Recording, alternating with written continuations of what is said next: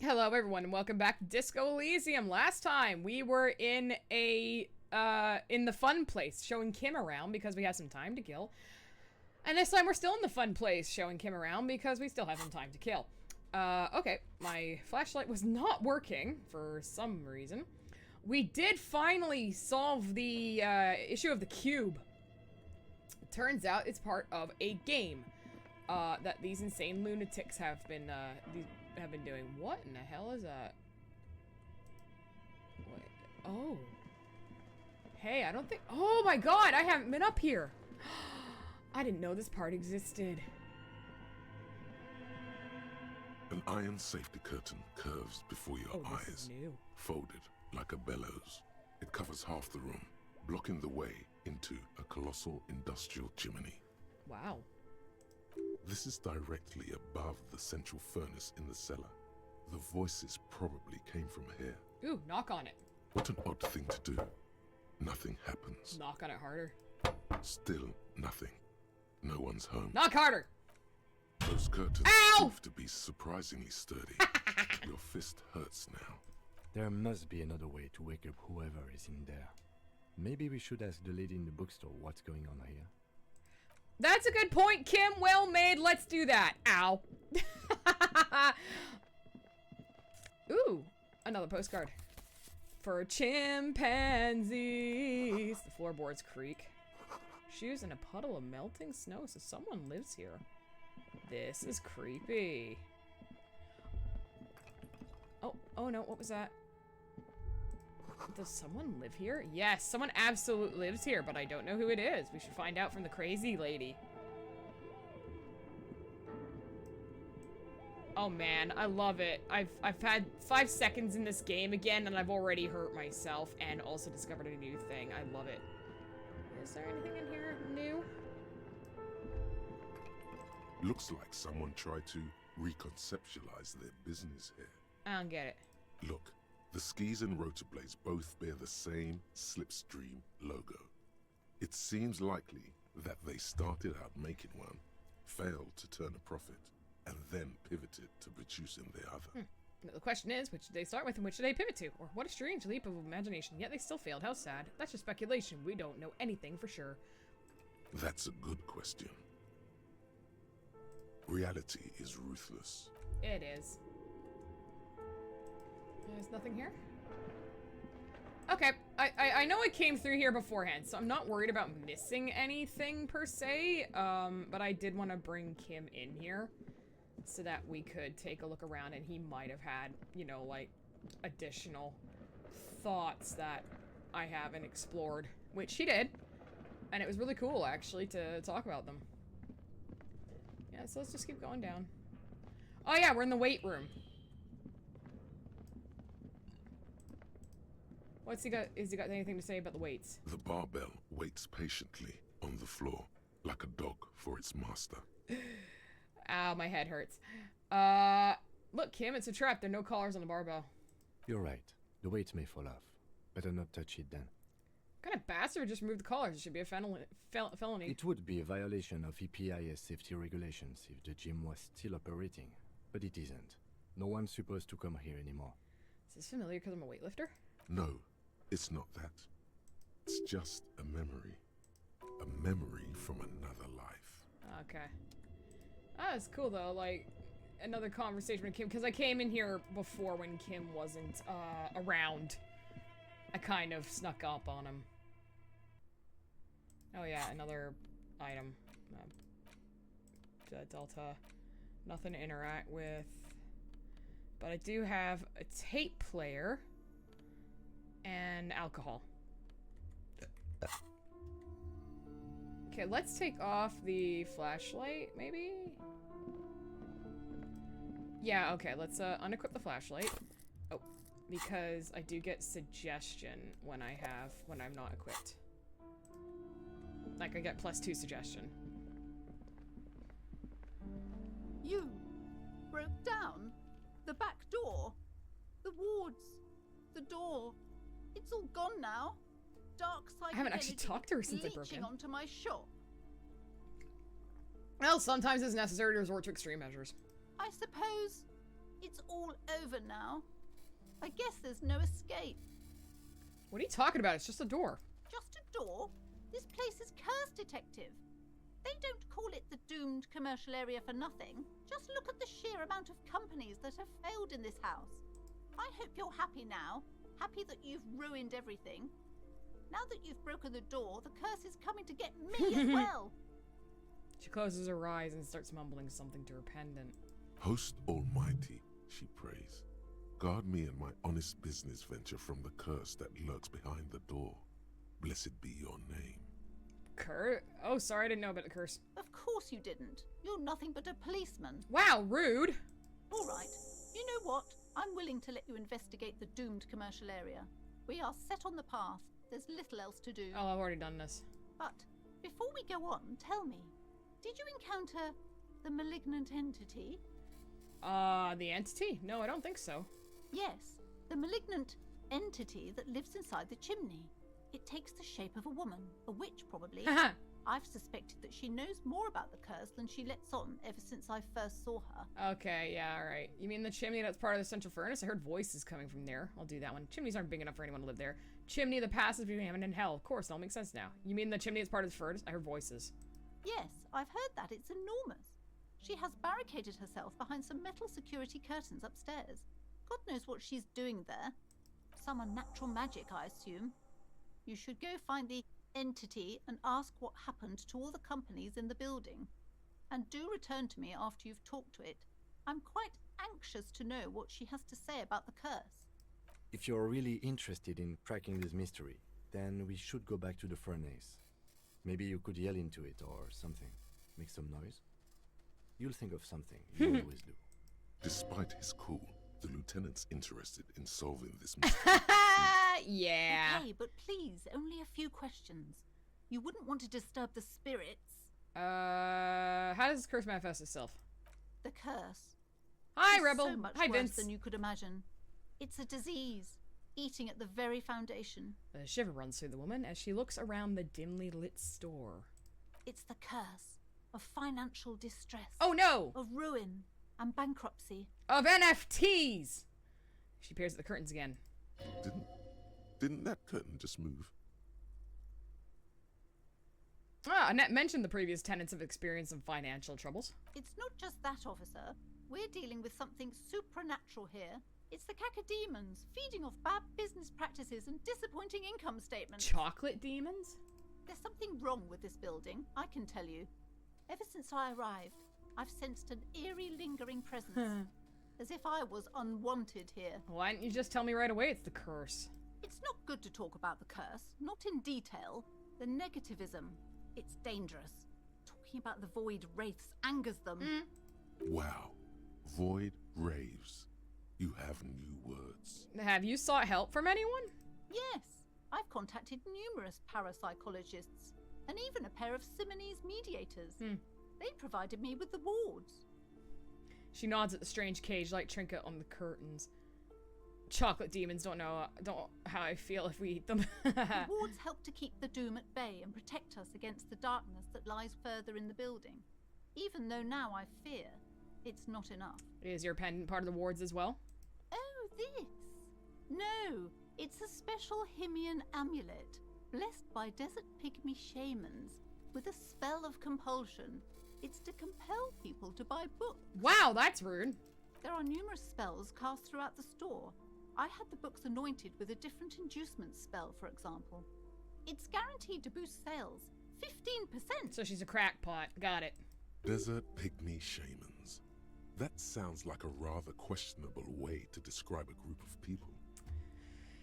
What about the wards in the back door? Are these Simonese as well? Yes, the Simonese are very crafty, and their wards are extremely powerful.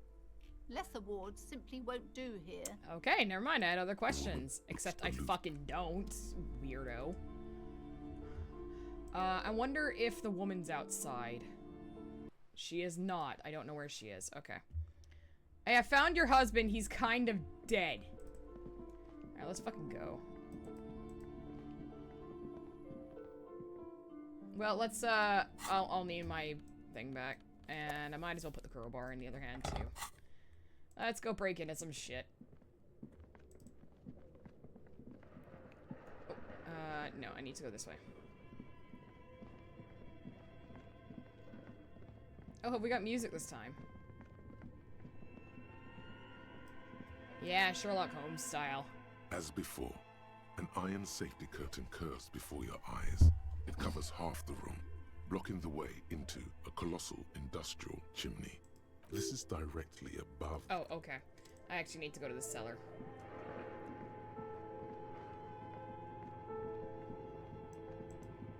If Sherlock Holmes was an idiot who liked to hurt himself, yeah, sure.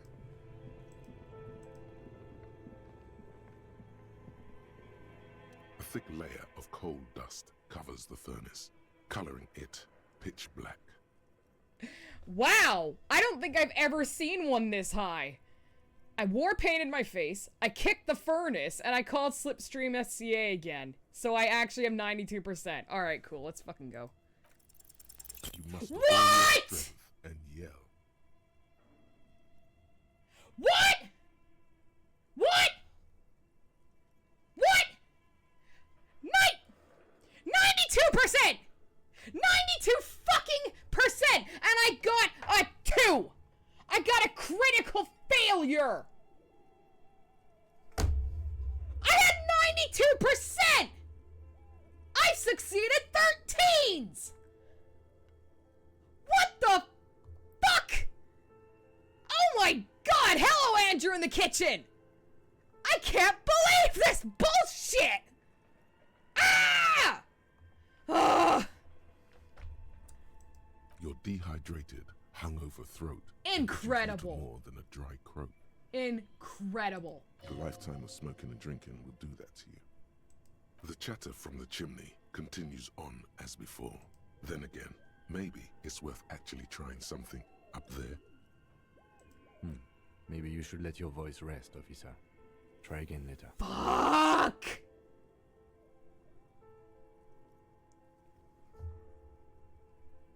No! No! No!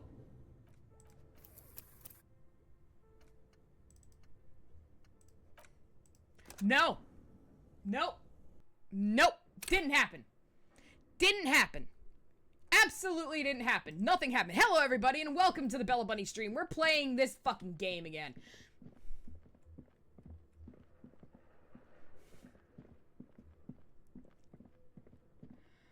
What are the odds of Snake Eyes, actually? I actually don't know what the odds are. I can't believe that actually happened. Broke down. Okay, I okay. suppose Yeah. shut the door. Yeah. Host Almighty. Of course, all right. But before we, yes, the malignant. Yes, I've heard someone. I'm natural- doing If you're all really I'm doing desperate, all the it's cool. things Okay, that I but did it's the before. curse. It's the Blah blah curse. blah. Didn't that curtain just move? It's not just that, officer. We're dealing. There's something wrong with this. It's not good. Blah blah Wow. blah blah blah Yes, blah the blah wards blah have to blah keep blah blah blah everything blah blah blah blah blah blah blah. Desert pygmy. Ba ba Yes, ba ba the ba Simonese ba are da very ba da ba crafty, ba ba and ba their ba wards ba da da. Okay, bye.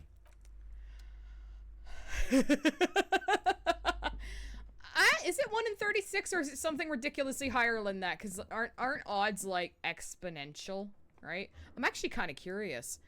What are the odds of rolling snake eyes? Oh no, it is 1 in 36. Okay, fair enough. That didn't happen though. That never happened. None of that happened. We're totally fine. Everything's okay. Literally nothing happened. We're doing this for the first time. First time. Only once. We didn't do it before. We're not quick saving because we failed the last time. On 92%. A thick layer of coal dust. Something That's breaks better. loose. A mighty bellow echoes throughout the chimney's depths. The chatter of tiny voices above suddenly cease. Then, I'm sorry, I couldn't help myself. Like that was just rude. That was so rude. Like, one, I hurt myself punching a door, which actually now hasn't happened in this game because I got my health back. And then I fail a 92%. I'm like, no, that's not happening. Nope. Yeah, what was that one? That was, Wow, only 5! Holy shit! I'm not wearing any of my physical instrument stuff. That's why it's low. Otherwise it probably would have been better. Hello? Ah! You've awakened the entity. I'm honestly gonna go like, hello, are you there? Speak to me! Hello? Did you say anything? I can't hear you. Please come upstairs. There's a safety curtain on the 2nd floor. I'll open it. Alright. You hear a low rumble upstairs.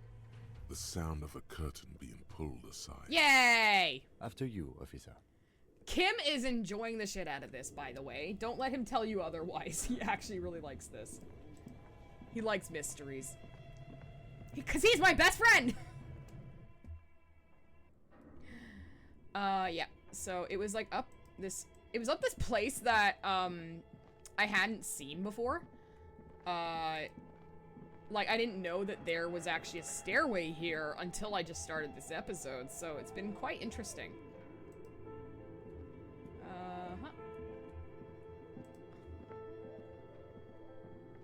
I'm gonna take this money. Oh yeah, it was a postcard. And we're gonna have a thought. And we're gonna have a think. And yeah. Okay. Oh wow, hi. The tray's full of dice. Colorful polyhedral dice. Hundreds of them. The candy dispenser has been repurposed to contain thousands of dice. This is a great time to mention that I just got my copy of Why Slay Dragons When You Could Be Fishing from IO Publishing. Okay, I'm gonna take off my light because I don't need to blind this person. Hello. I'm Nia. Oh, she's cute. A bird-like woman sits on a throne of tools with emerald light shining through her hair. Did you try knocking on my window? I must have missed you. I've been listening to my Milius. She taps on her headphones. So what kind of dye are you looking for? Fish ones! Could this be the malicious entity? Perhaps it's wise to go along with this masquerade for now. She's got a direct view to the backyard. You should interrogate her about the lynching. Good idea. What do you mean by Milius? Yes, Amelia is like a call-in station. You need a two-way radio to access one. That's why I have these. She pats the headphones on the table. Mostly, they just teach you to swear in different languages. But some of the stations can be quite interesting. I was so absorbed, I must have missed you knocking. You must have me confused with someone else. I haven't knocked on your window. Then how did you get inside? By the south entrance? You know what? It doesn't even matter. What matters is that you're finally here. Let's talk dice. Did you have something specific in mind? Yeah, why are you asking me about dice? I'm a novelty dice maker. Tell me the name of your role-playing system and I'll make the die you need. That's why you're here, yes? I looked up what Milius means and I got milieu, which is a person's social environment. Okay. Well, it makes sense. It's like if it's a two-way radio, it's like a social environment that you can just, it's like podcasts or TED Talks, I guess. Role-playing games? You know the one made by Fortress Accident. Does that count? I love how every single time I get an encyclopedia thing, I get money. And XP!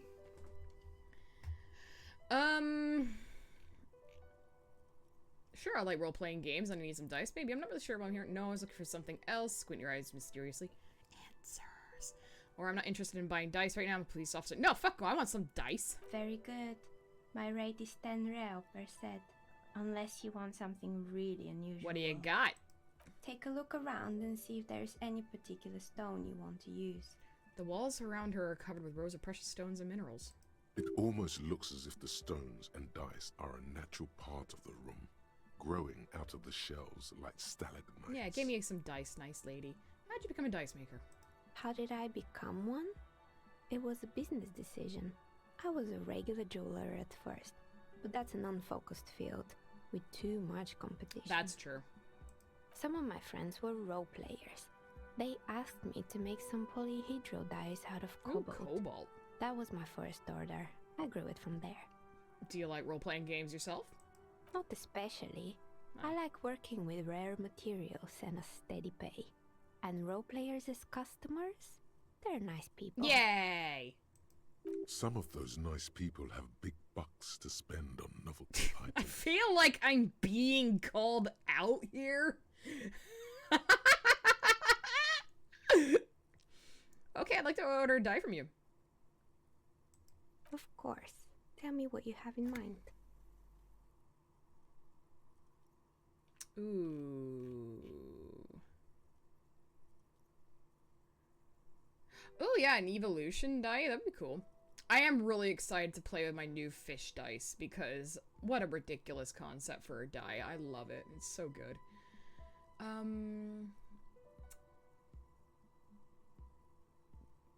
Tell me about your most extraordinary die. A star that fell from the firmament? Those cost more than 7 real. Hell Are you yeah. Sure? I'm a star myself, a superstar, and superstars don't care about money. Yes, you definitely have the proper attitude.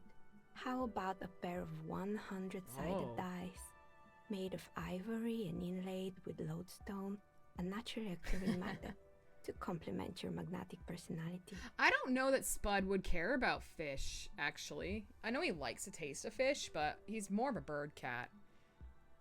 Pieces of lodestone were used as the first magnetic compasses, from which they derived their other name, coarse. Can I have stones. more money for my die collection, please?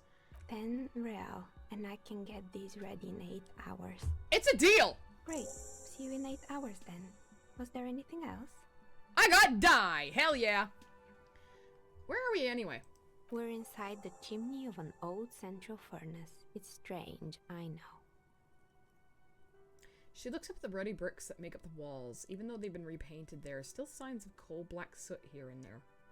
But when I arrived here, all the other rooms were taken, so I had to build myself a makeshift home. Besides, I don't really have to pay any rent here, so that's a plus. Plaisance was right. There's an entity living in the chimney. You should ask her about the curse. Creative. The lieutenant looks around the spacious room, its ceiling fading into shadows above. I've heard this place is cursed. Do you know that people call it the doomed commercial area? I've heard the stories, but I don't think those stories are true.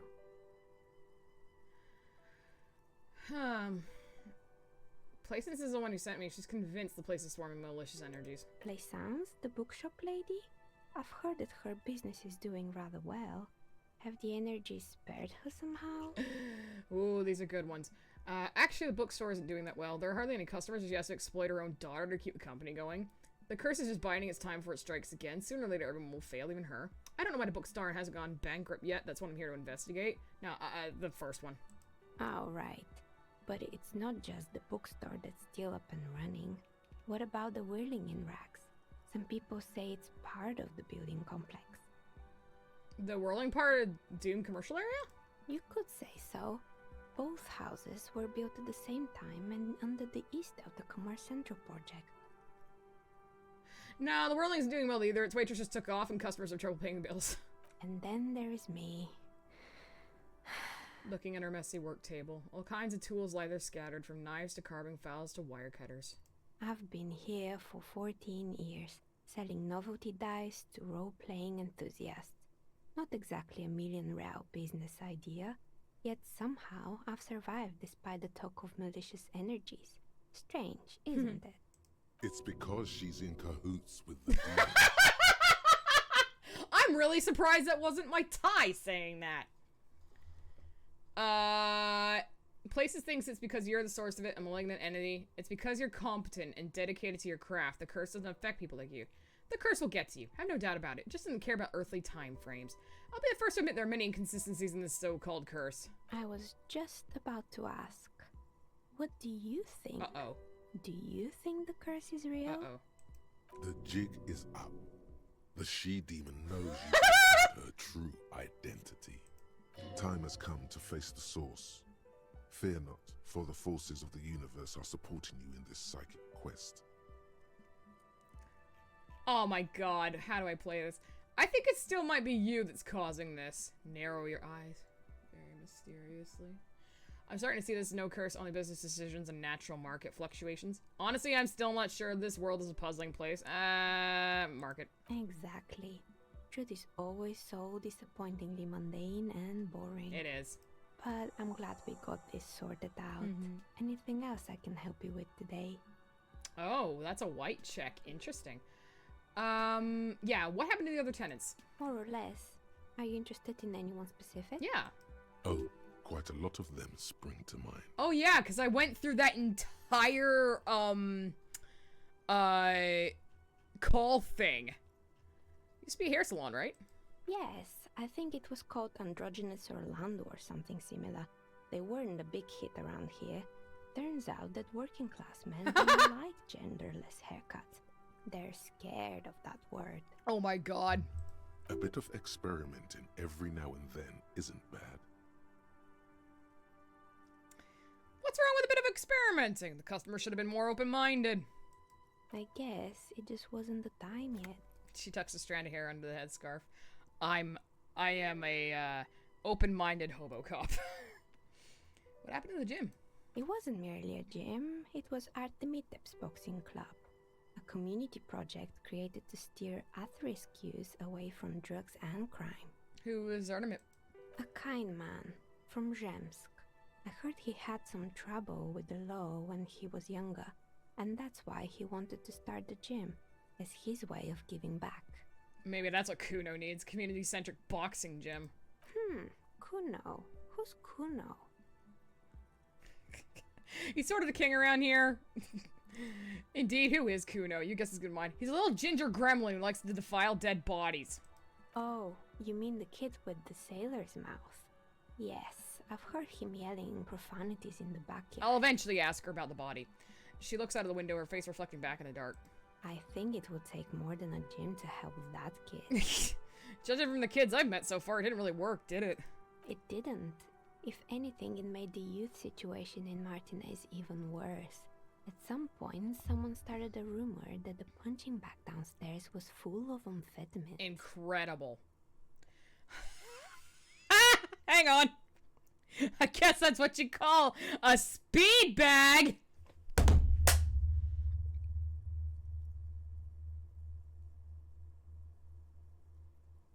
Anyway.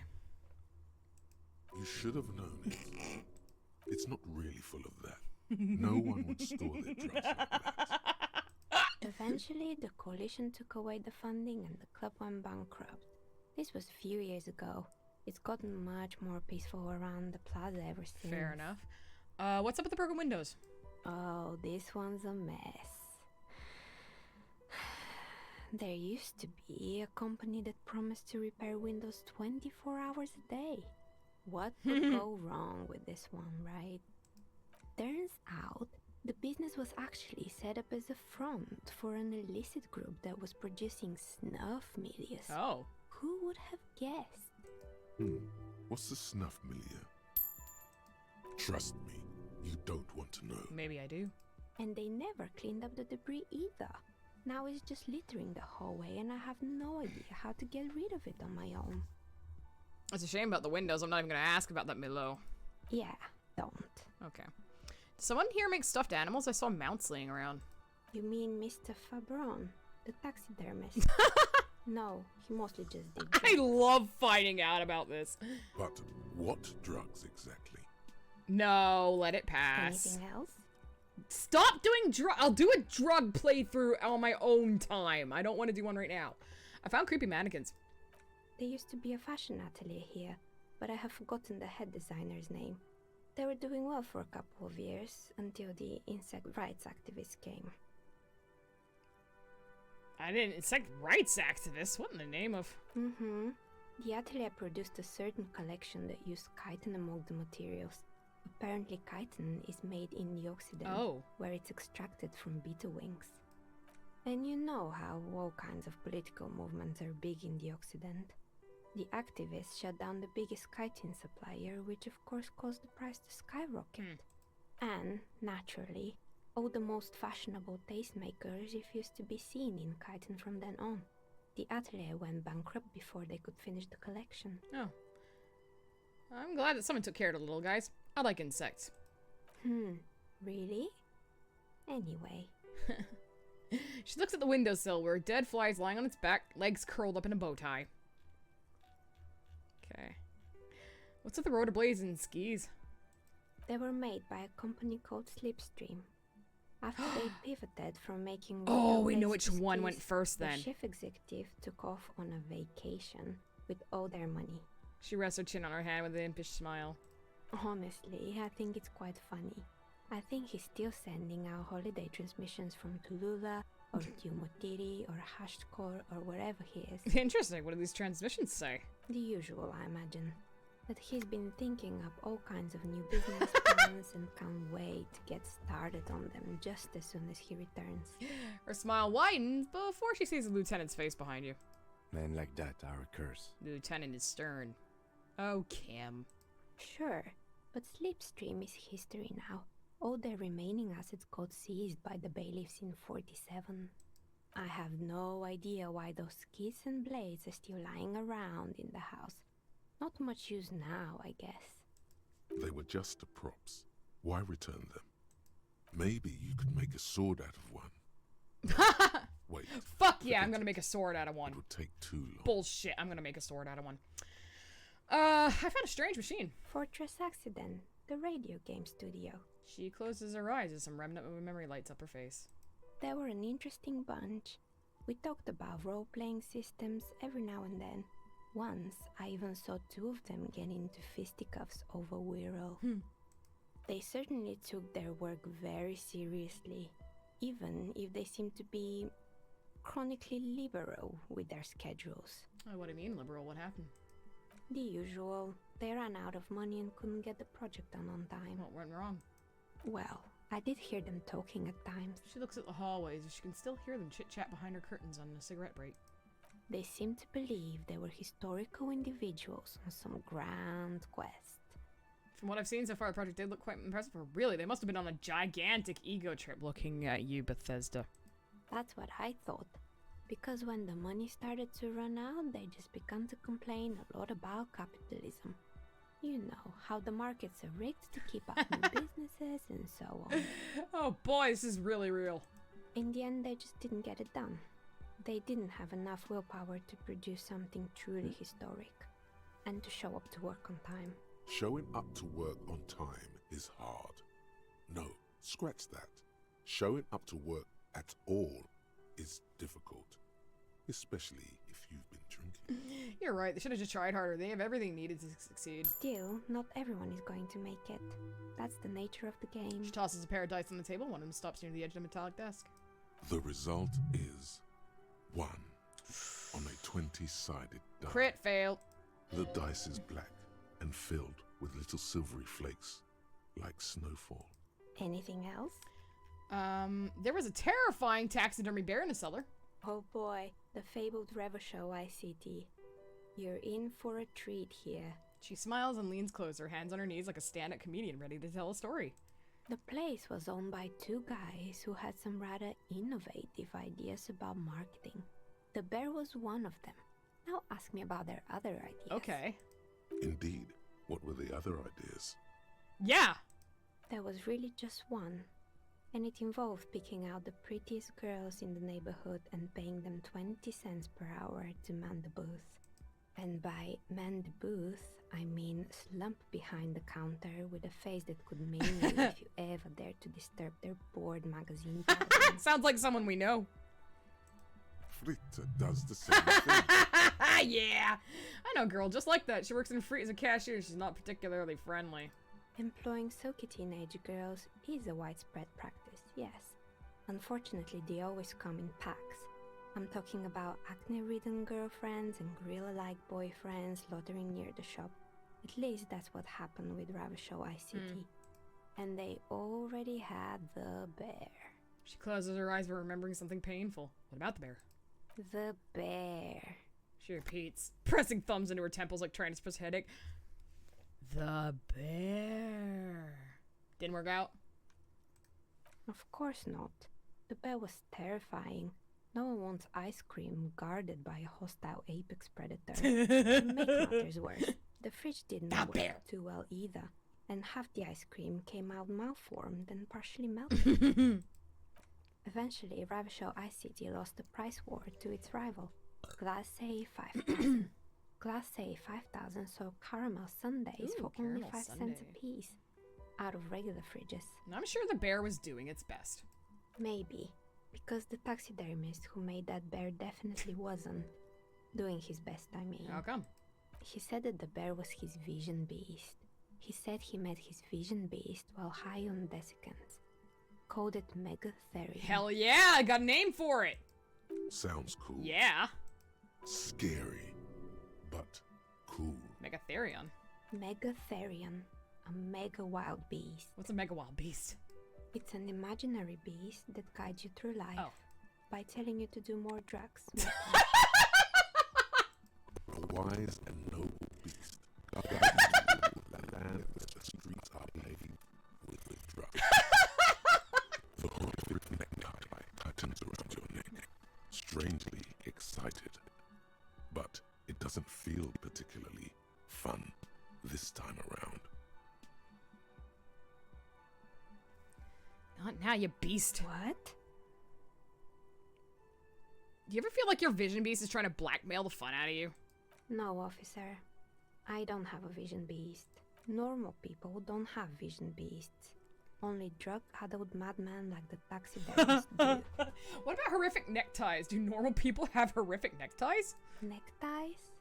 I guess they do sometimes, officer. But I don't understand how it's relevant to our discussion.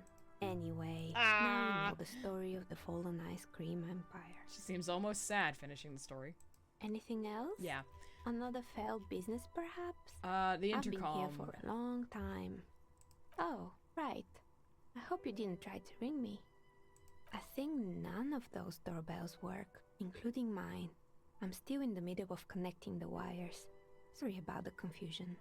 The doorbell with the empty name card must belong to her then. You're telling me the doorbell with the empty name card is yours? That's right. I haven't even written my name there. As I said, it's quite useless right now. It doesn't work yet. I was wondering about the Whirling in Rags. Is it part of the same building complex? You could say so. Both houses were built at the same time and under the East Delta Commerce Center project. Interesting. That explains why you can call the whirling from the intercom, albeit I doubt that anyone responds. If the whirling is part of the same building, then it's part of the Dune commercial area. The darkness of this place is there, too. God, I just want to keep going. I saw a name East Delta Pinball on the doorbell. Right. It used to be a gaming arcade. This is an ancient failure, before my time. I'm not surprised, however. Okay. My advice, don't base your business on a fad. Hypnotism, floriography, trick-track, especially pinball. You've heard it, everybody. Don't base your business decisions on pinball. Agreed. Pinball is the worst. Wow! Kim! The hell? I thought we were friends! This guy's an asshole. A strange thing happened when I tried calling a company named Slipstream SCA. Someone answered. It can't be true. They don't work here anymore. They've been gone for years. Are you sure it was Slipstream SCA? Was it a woman? Maybe it was Plaisance from the bookstore. She said she was from Tricentennial Electrics. Tricentennial Electrics? There's a moment before she recognizes the name.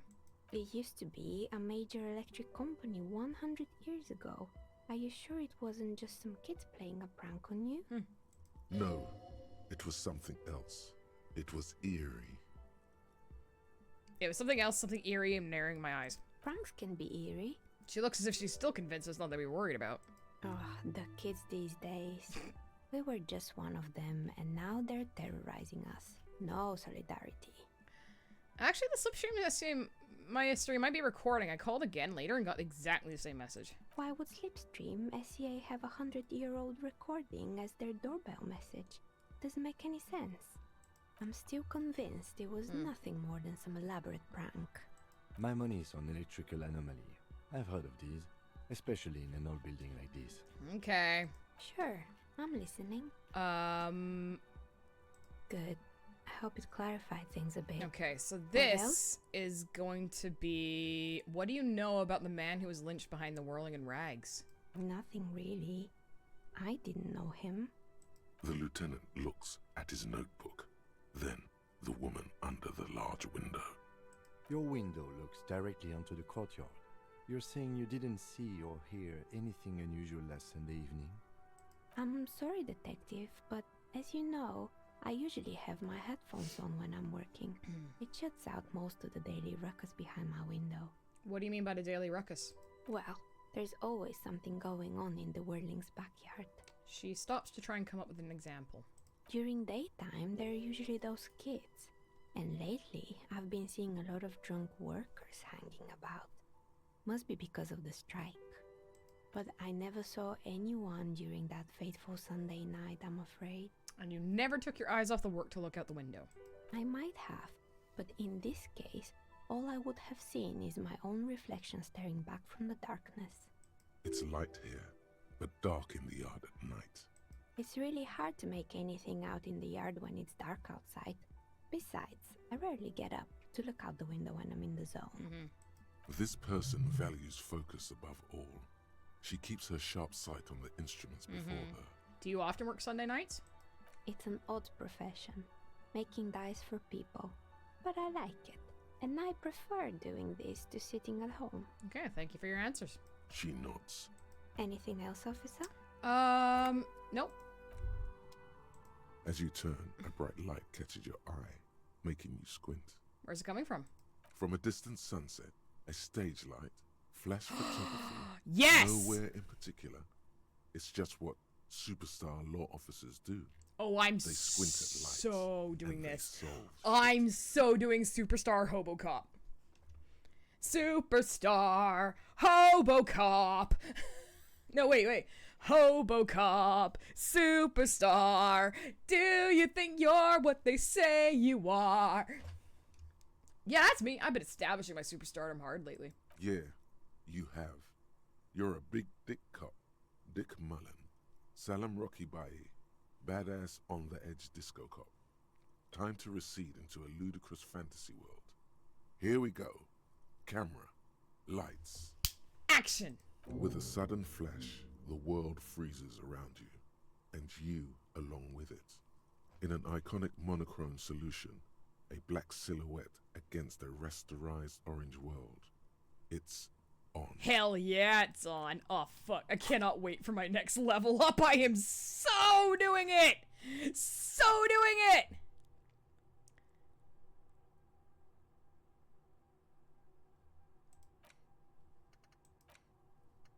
-2 logic. Still seems unlikely. Oh man, I'm so doing that. I am so doing that. I cannot wait. Okay, so in 8 hours, I can come by and pick up dice from the dice maker. Until then, let's leave.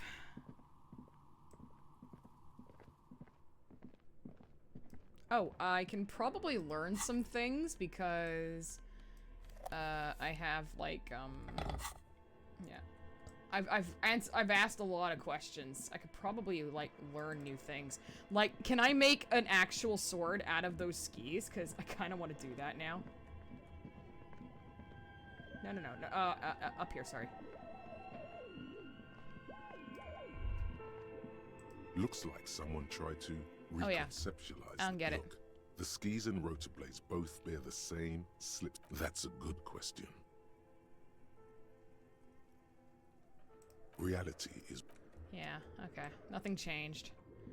Let's go back to what's-her-face and see if we can't finish our thing there.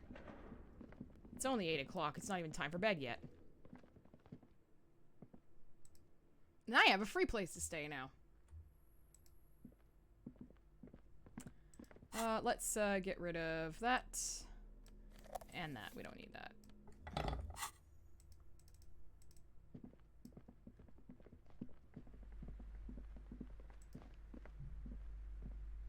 What have you found? And also, do buy the books. They maybe teach teachings in them. I talked to the entity you told me about. Her name is Niha, and she's a novelty dice maker. A novelty dice maker? Well, spit it out. Why does she need the dice? For some kind of sorcery? Sometimes they use the ankle bones of sheep. She's not a sorceress or some malicious entity. She's a businesswoman like you. I don't understand. If it's not her, then where is the source of the doom? How did she explain the curse? She looks perplexed. Before you say anything, ask yourself, is the woman really able to withstand the truth? The narrative she's built herself. Yes. It does need tearing down. Break her! Just don't say you don't have any answer yet. The uncertainty is killing her. To hell with it. Perchance you ought to just lie. Oh, I've got a couple of options. She says there's no curse because of too many inconsistencies. The source is in the taxidermist shop. He became involved in arts darker than taxidermy and brought the void spirits down upon the place. Honestly, I don't have an answer yet. There still leads to be followed, like the strange radio computer thing. There is another entity, more malignant, pulling the strings of Martinet. Perhaps in my travels I've crossed paths with it. Nah.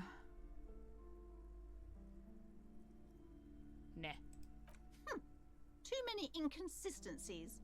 What kind of talk is that? Huh. Good luck persuading her. Some people can rationalize anything. First, you're one of those inconsistencies. I'm not doing as well as it looks like I am. I only have my Simone's wards to thank for the protection they provide. As I said, she's a novelty dice maker. Her business has been up and running for a long time now. Yes, because her business consists of the psychic leech that's been feeding the curse. Red blotches appear on her skin. I see that you've fallen for her manipulation, Detective. The investigation is over. I just hope that you haven't made anything worse by going in there. Thank you for nothing. Please do buy some books or be on your way. Wow. Total psychic collapse between you two right now. Yep. There was never any other way this could have gone. She's just too far gone into her own mind. I am sorry we had to disappoint you, ma'am. Can we go now? Yep. I am absolutely going to put this in here, and we are going to internalize being a rock star. Yeah. My logics are -2. Look at my bonuses from thoughts. I'm a real dumbass. Oh my god. Okay. Let's see. Let's actually then reorg ourselves because we're gonna need some help here. I'm naked. Okay. I like the brogues. Let's see. Okay, let's start with a hat. +1 reaction speed, -1 rhetoric. We need Dick Mullins' hat. Encyclopedia. We need a shirt. +1 conceptualization, -1 suggestion, +1 drama, plus physical instrument, no authority, plus rhetoric, -empathy, or physical instrument. I think I should have a physical instrument. Let's see then. Shoes. +1 composure, -1 savoir-faire. I can direct modes of taxation. I think I'm gonna go with the perception boots because they're good. Let's see. Gloves. I only have 2. Foam Ultra Series gloves for half-light. Or fingerless gloves for electrochemistry. I think half-light. What are you? A hat? Okay. I'm gonna go with... Oh, I need to boost my logic though. Visual calculus plus minus drama.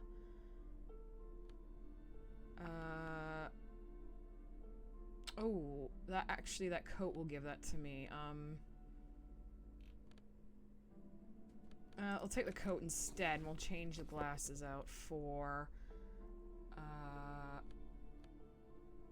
My perception is +1.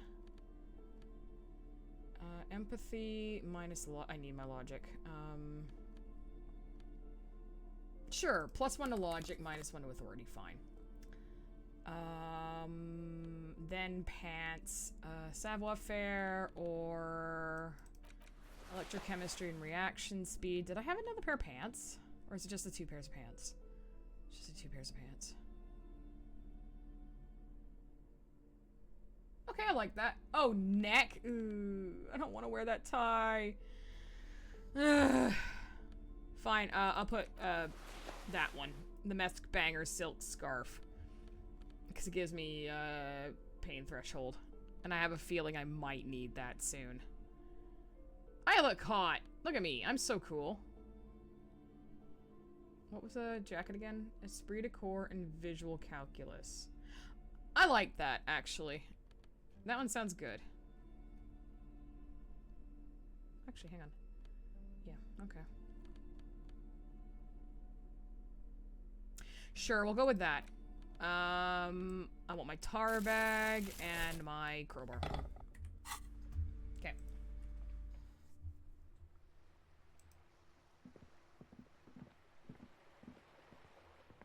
I have no idea where that woman is.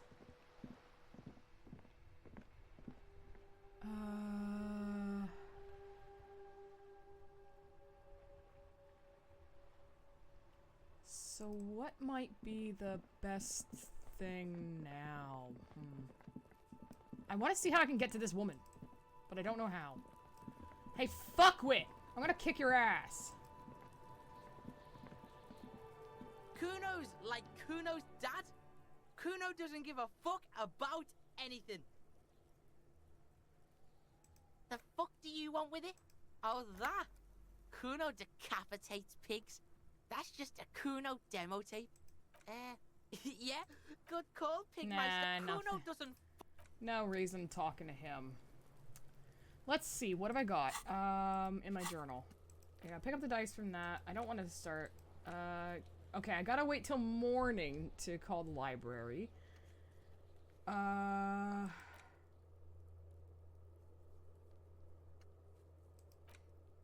do I fucking wash a jacket? Oh, hang on! There's that, it's the lady.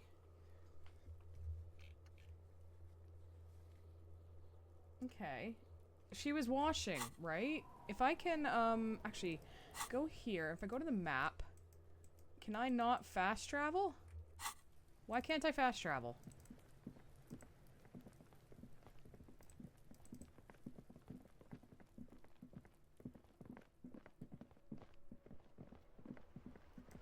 Is it because it's late?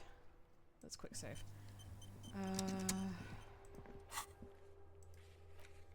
Oh, okay, okay, I can do this now. Let's go to the Fisherman's Shacks. Our tenant, the policeman. I hope the waves don't keep you up at night. What can I help you with? I found that jacket I was looking for, but it's filthy. Could you wash it for me? I can wash it for you, but it's going to take about a half an hour. Think you can stay put for that long? Yep. Hell yeah. Yeah. No, we must run around ceaselessly. It would be torture to stay put. I could use a breather. It's been another track and field day. Oh, you pussy. Yeah, I'll wait. Well, hand it over then, and I'll see what I can do. I just remembered that she was washing shit. I'm proud of this one. It's pretty nice underneath all that filth. I hope you take better care of it than its last owner. Okay. Neat. So I actually own it now. Ooh, damn, that's pretty good, actually. +1 pain threshold, +1 half-light. That replaced that jacket. Ooh. Okay, so if I had to kick someone's ass, that's a great jacket.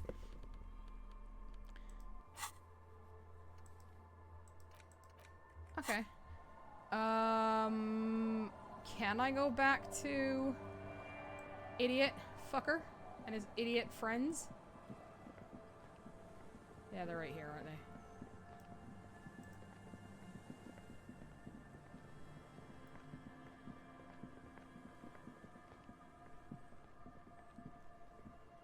Tequila sunset. Ow! Thank you, hamster, for the coffee. Here's your jacket. My jacket? Yeah, the one you had me clean the seagull shit off of. A look of consternation crosses the man's face. He looks at you, then at his bottle, then back at you. What the fuck are you talking about, Tequila? What the fuck are you talking about? Rosemary, what the fuck is Tequila talking about? Aye, that's the jacket you stole 2 weeks ago. From the kid who was making it with his gal on the beach. Oh, it's stolen! That's disgusting. I've never done anything like that in my life. You're both delusional. Found. That's medium concept stuff. It becomes abundantly clear to you how this man managed to lose his keys, business, friends, and girlfriend. I'm calling it. It's neurological. They're lost. I'm keeping the jacket for myself. That shit is so medium concept, I wouldn't touch it with a stick. But yeah, okay. I'm sure it looks great on you. Ow! Jesus Christ, thank you. It's an okay jacket, if you're into that look. Okay, let's step aside for a second. I have something I want to talk about. Okay, it's 2:30, so he probably wants to just... I've been meaning to have a little chat with you about your sense of style. I'm sorry! What? I'm glad you finally started dressing a little more like an officer of the RCM. Keep it up. Your half-brother is proud to stand beside you. Oh! Kim's proud of me! You like this? I feel like it's really crapping my style. You're an officer of the RCM, not some bon vivant. You know the expression, the clothes make the man? The right outfit in the right situation can make all the difference in the world. Okay, you're a sharp-dressed man. We could be style buddies. Let's not get ahead of ourselves, detective. Oh. A warm smile. Yay! Anyway, we should probably get back to the case. Let's go. I thought he was gonna shit on my fucking clothes, man. I was gonna be so mad. Oh my god. Hi, hamster. I haven't got any cheese right now. I'll be getting some later. Alright. Let's see. Still don't know anything about my gun. Can't get a song. Can't do that.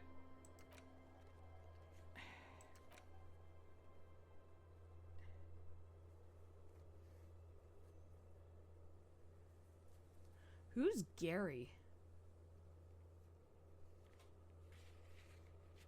Damn it, who was Gary again?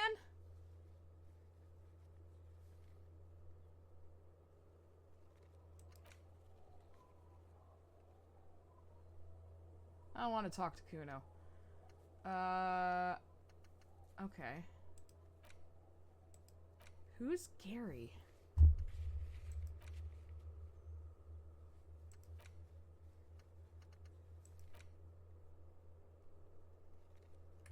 I have forgotten who Gary is.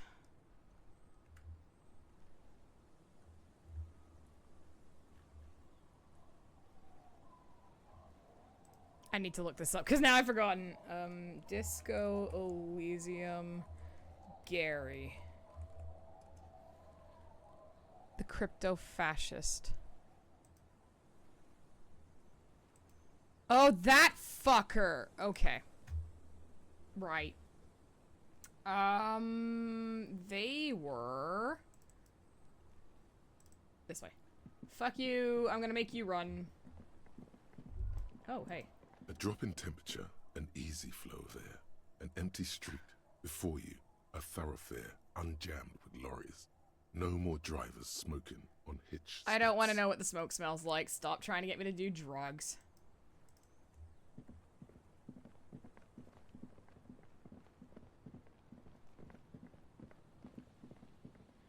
If I go back to the beach,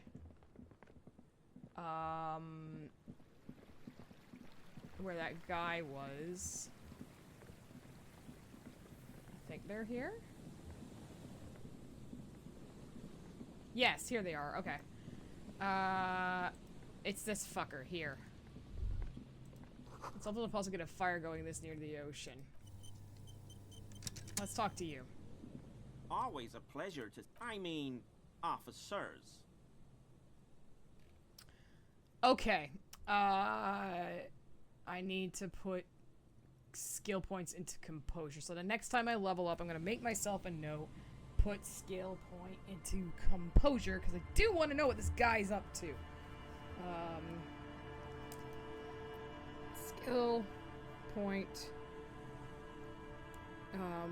composure. Sick. Okay.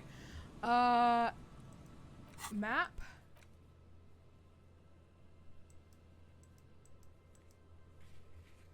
Why is it that there's sometimes I can fast travel and there's sometimes I can't? Hello, hello. What can I do? Oh, no, I'm not fucking talking to you anymore.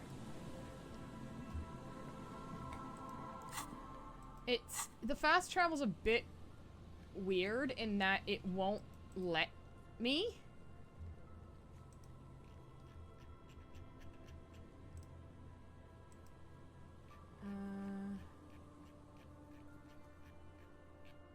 One day I'll get this fucking map wall.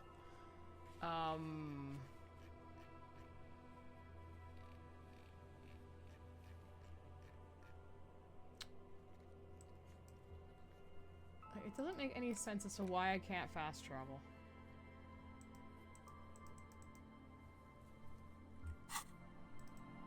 Am I too close to people?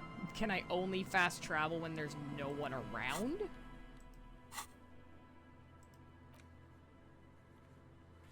That's so odd.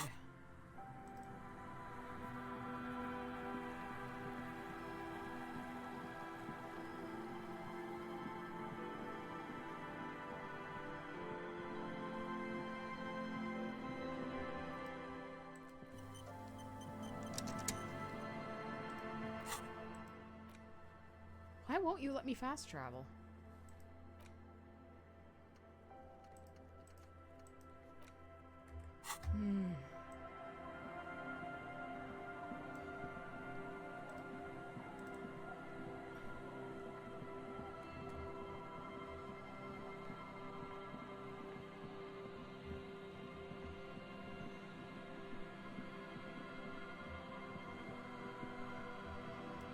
Let's try it again.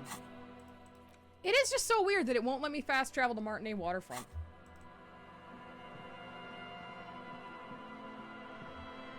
But whatever.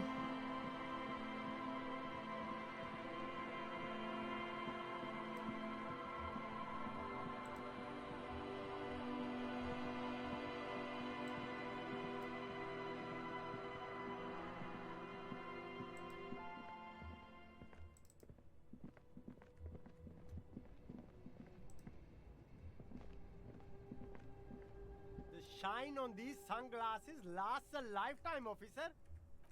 Nah. Not what I wanted. Huh? The speakers below are banged.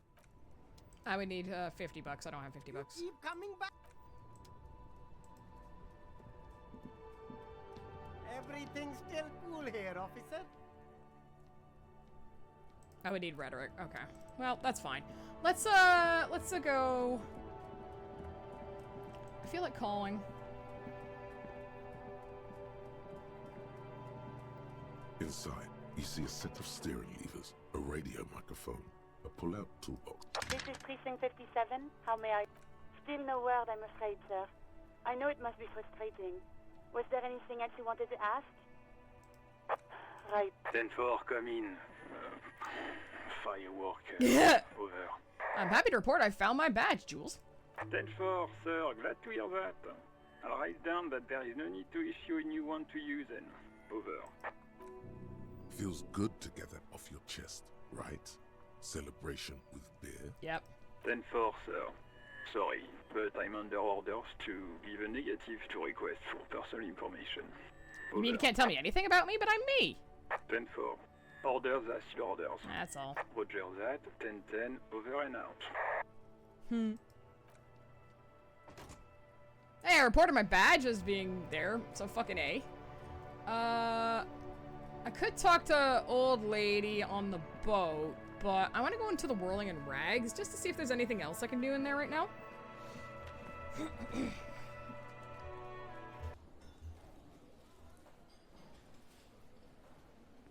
Yeah, still a shitload of people.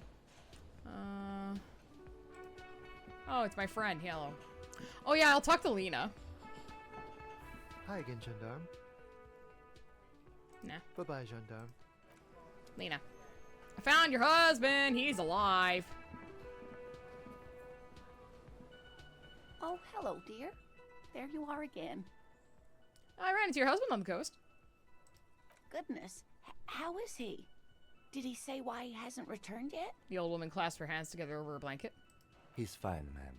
As we had suspected, he couldn't get back earlier because the water lock on the canal was broken. Now he's just finishing up some work. Oh, yes. That's my Morel. He's bound to catch a cold staying out there for so long. But I am so relieved to hear that he's okay.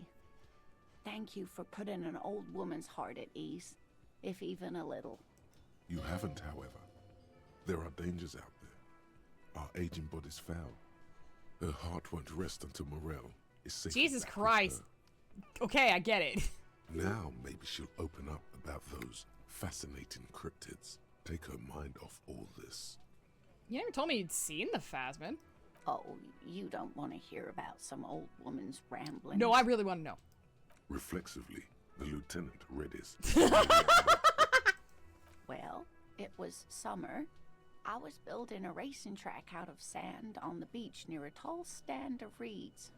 Quite a tall one. Many times my height, I remember. When, all of a sudden... Wait, where was this and how old were you? Ah, I'm getting ahead of myself.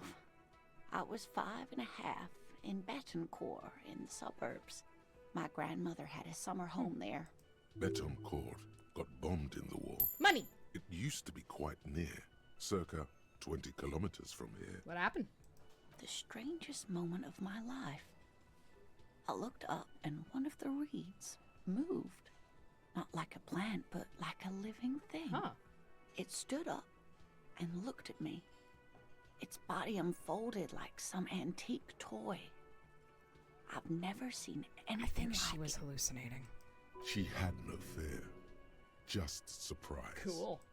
I didn't know this can happen, so I reached my arm and touched the thing. It felt just like a stalk of reed, but it moved, swaying, towering above me. After a while, 20 seconds, a minute maybe, it left, went into the reeds. Did you follow it? I tried, but I was only a child. There was mud and high water. I couldn't see it anymore. I was just standing there, knee-deep in mud, looking around me. Where did you go? Don't go. Then what? I ran back home to my grandmother and asked her if reeds could walk, and told her they were looking at me. Of course, she just laughed at me, but I knew what I'd seen. So this is gonna sound weird, but something like this kind of happened to me when I was 5. What's the best way to explain it? I was standing in my house, and from the window, you could see into the backyard where we had a old metal frame swing set, right? Just an old metal frame swing set. And I saw the strangest thing. A bird, a giant, to me, giant bird landed on the swing set. And I can remember it, I can think of it, and I can see it in my eyes clear as day. It looked like a condor. It had a naked pink head and, you know, the white collar, and it was black. But it had bright orange feet. Now, I don't know if that's the case, right? Obviously, this was like, would have been 1992? If I was 5 years old, roughly, 1992. But I can still see that thing clear as day in my head. And I'm like, was it a condor? maybe I was just misseeing the orange feet. It was a trick of the light. But I saw that damn bird. It was a big bird. And it was black with a bald head, and white collar, and orange feet. And I have no idea. I couldn't tell you what it was. I couldn't tell you if it was real or not. But that has stuck in my brain since I was 5 years old. For years, it was a story I told at parties when I wanted to impress boys. That sort of thing. Mm-hmm. Of course, most people just took it as a strange, amusing anecdote. So did I, honestly. But then I met Morel. We were on our first date when I told him my story. You should have seen his face. He said my descriptions matched the phasmid down to a T. Its white marble limbs, the way it moved. You were on a date? Our first, yes. Its limbs are white? Not all of them, as far as I remember. Some of I'm them gonna ask so many on the questions. inside like stalks of marble, if that makes sense. How big was it? It's hard to say how big things are when you're quite small yourself. Yeah. To me, it seemed to be taller than I was then, but that's probably And not the case. that's kind of how I feel about that bird I saw. Of course. I've thought about it. But Morel says my report matches with the others. Mm.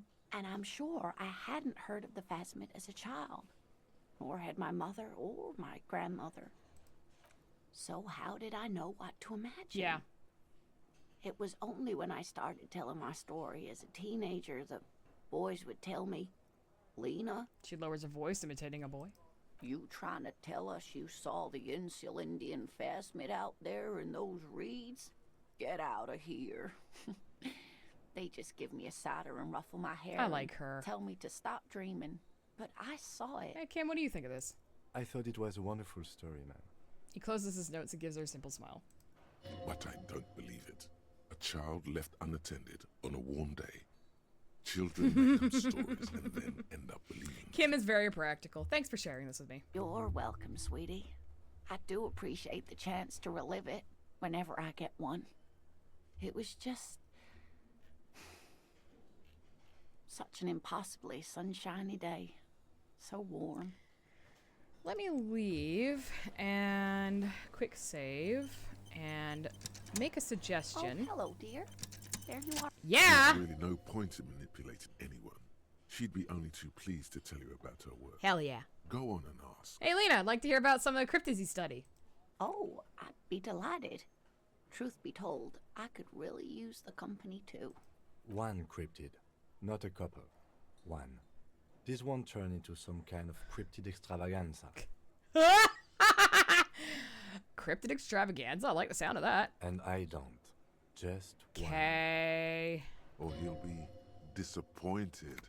Oh no! Ooh, tough choice there. Oh.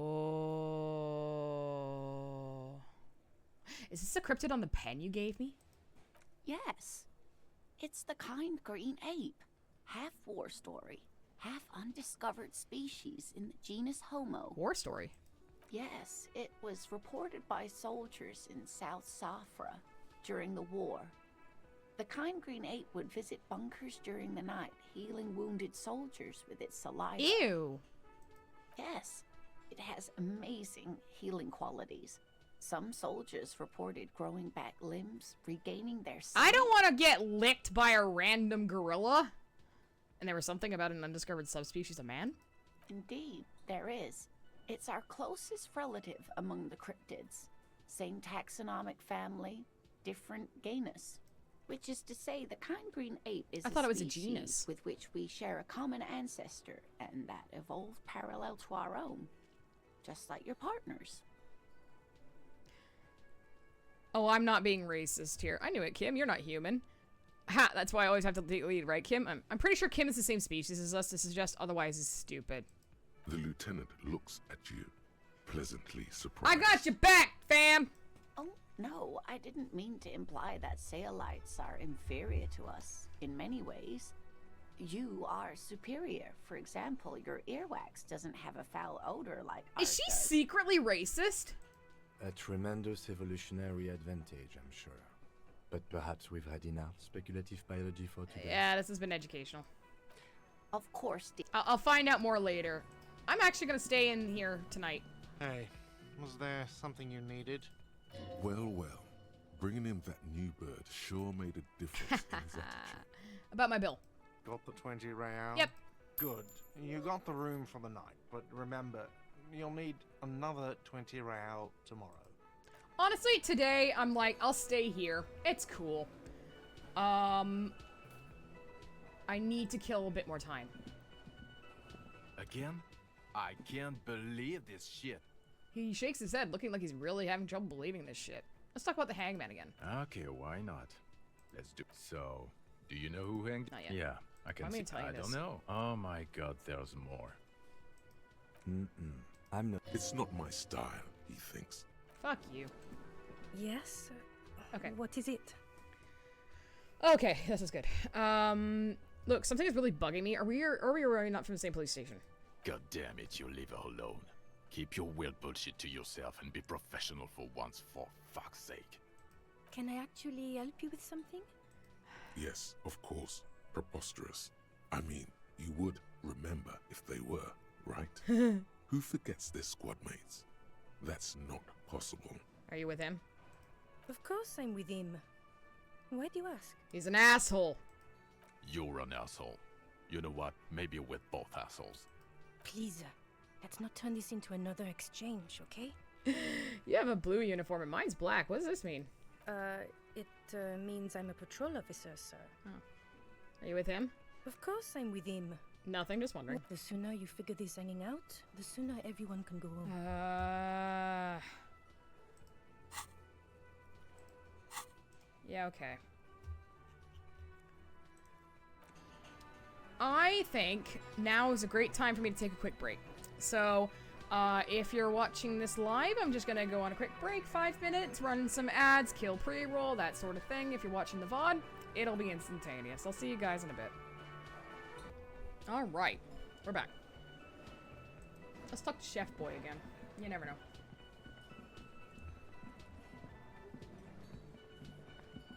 The man ponders his cooking utensils and gives you a little nod, acknowledging your presence. Impressive He pots. smiles, and it's almost like music, especially with the sounds of assorted dishes. That didn't help. I want to kill 2 minutes and go to the next day.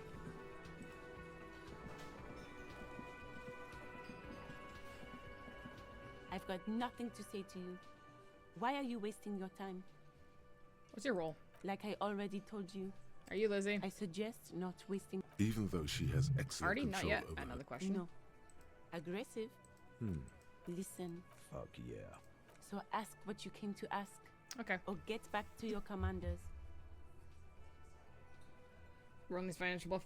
Privatization is not fault. It's cool and funny. Maybe you're just. I don't know what you're hearing that. Get sober. Do your job. It's clear you like the hard stuff. No, leave me alone. No. When the blood and fascism brought her.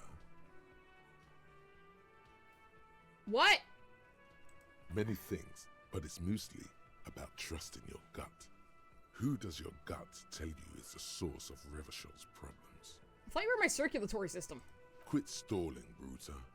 We're talking about the weakest, worst, most insane thing. The weak link. Financiers. Yes. Women. Women? Women. Men of war. Oh. You don't like them. They're insane. What the fuck Their is idiocy this? needs to be scrubbed off this world with rubbing alcohol. Women need to go back to the fucking kitchen. That's what fascism boils down to. The rest is also important. But the main thing is that women need to know their Am I having some kind of stomach seizure? stomach truth. You're having a stomach truth. Why am I getting this? Because you've said the hard things that others won't say. The good things, you've said them many times. Okay, I made up my mind. You're going to keep your vooz, right? Keep your vooze, Brota. Fuck you! Absolutely not. There's a slow, painful growl somewhere in your intestines, knocking on your alcohol-engorged liver. It is one of betrayal and disappointment. Fuck off, I'm not a fascist. Anyway. Yes?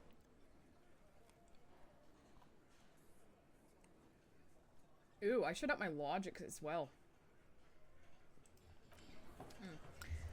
I'm gonna go upstairs. Now it's 9. I can sleep.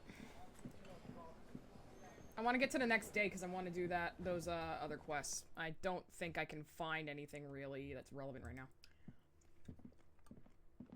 The door is closed. This door can only be opened. Still, the lieutenant, you should punch a fucking hole in it. Suppress the urge. The murmur in your ears recedes slowly. Your breathing normalizes. That's one lucky... That's one lucky door. Not allowed in Kim's apartment.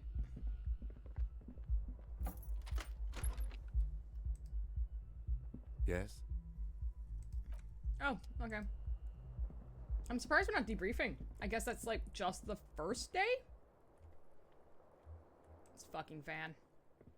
The fan stands still.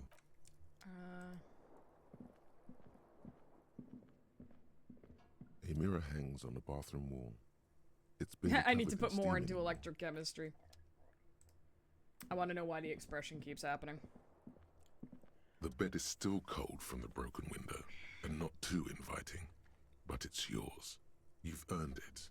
Next night, I'll sleep in the shack. It's not easy, but your bones are so tired from what feel like weeks of work on the case. You have to try. After what feels like hours, you feel you might be sleeping. Here we go with the dreams. Thoughts, baby. A million little lights in the dark. You're one fine instrument, brother. All those faces and all those names. All that laughter and screaming and scheming around. Every corner and every street. Recorded in you. Forever. On Faraday. Spinning in eternity. On and on it goes.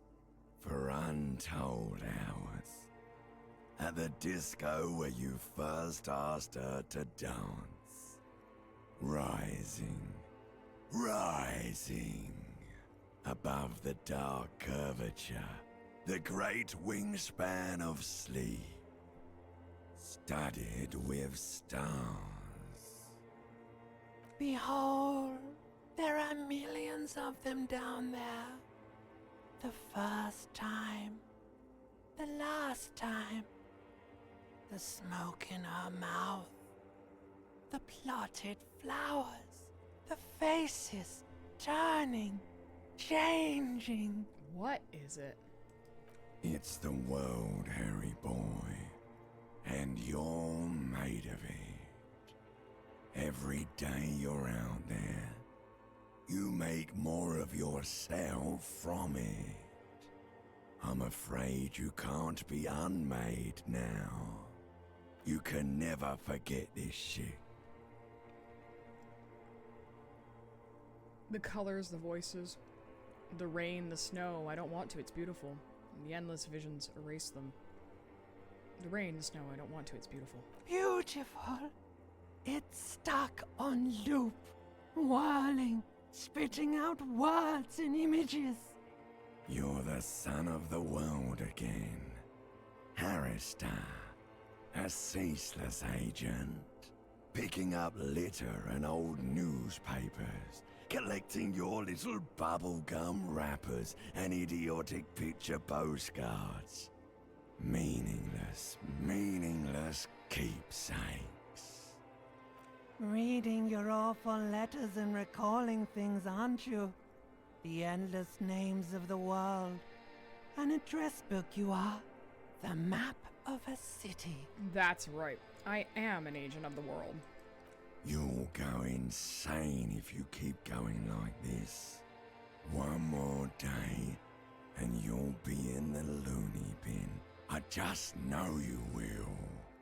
And for what, brother man? For the working class.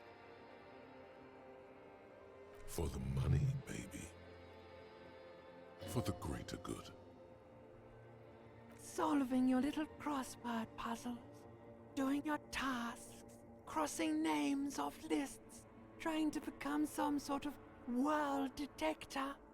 It won't make it okay. It won't put smoke back in her mouth.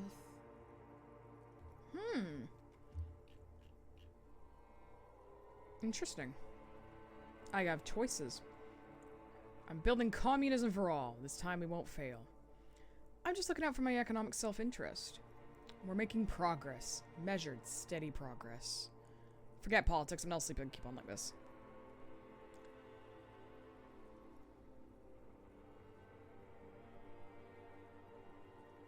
There he goes again. He's a real political animal, our Harry. He still doesn't see that it's the world changing around him. He's got no idea what he's in for. Why? 'Cause only love can break your heart. Feel the pillow under your cheek. Beep, beep, beep. The alarm is ringing, Harry. The disco circus goes on and on. You barely slept 3 hours last night. You can do it. It's nothing. Do it for the city. Go. Wow, that one was intense. What's my shitty thought of the day? Hey, Moneymouth. Indrak, the impeccable hustler provider of the 7th generation. It's showtime with Savvy. Are we finally gonna solve the lynching? What? No. Screw that shit show. You're at the center of this one. Come on down, contestant. You're about to make some money. Money? That's right. It's time to stop muttering about your economic self-interest Hmm. and actually do something about it.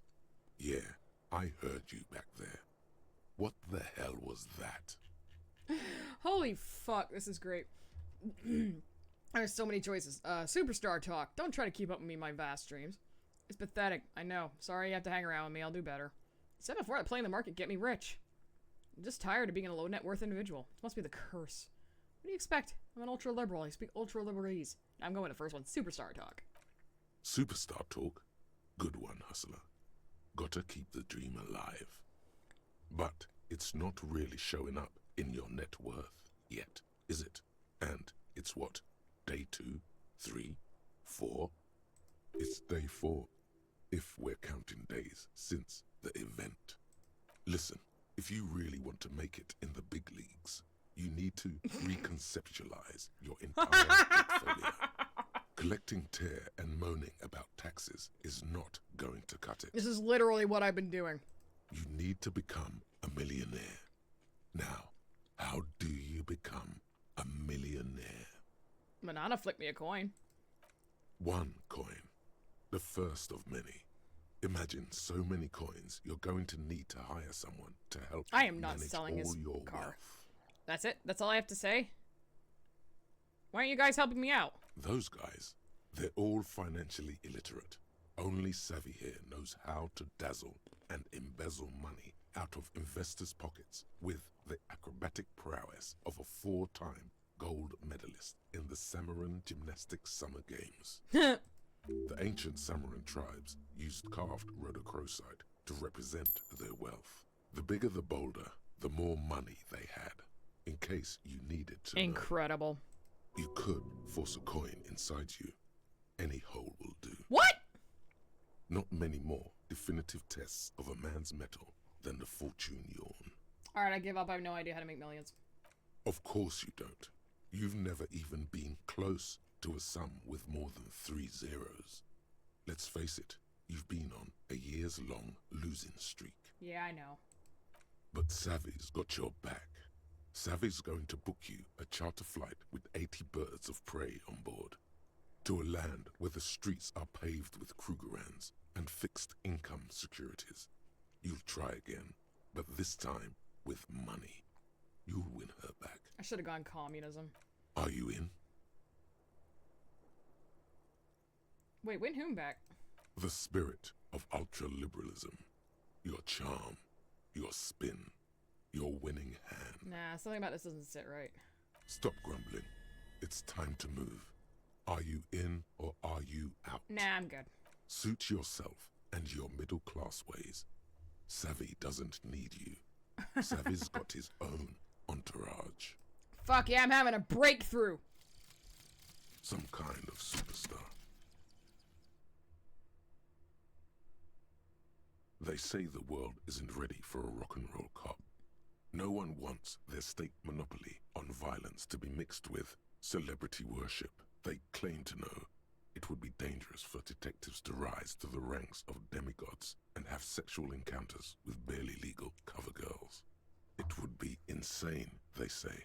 To all this, you say, fuck off and die. In a cool voice. You people have no idea how good these cops are gonna get. They're gonna crack 20 cases a day. In the future, cops will be like astrophysicists or prime ministers or prophets. And you're the first one. Nice. What are my bonuses?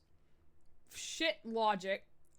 I just upped the buttload of learning caps.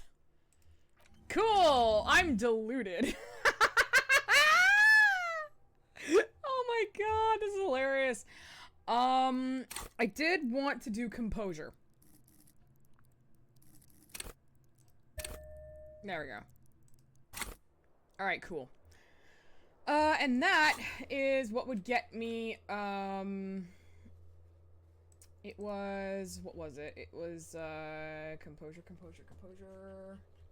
Renee, Gary the crypto-fascist is the one I really wanted to do. Okay. So let's leave for the day.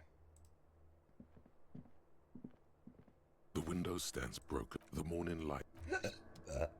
Pardon me.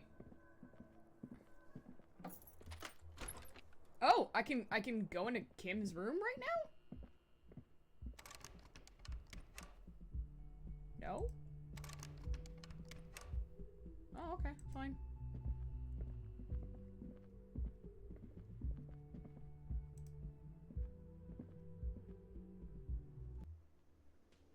Alright. Hi, Kim.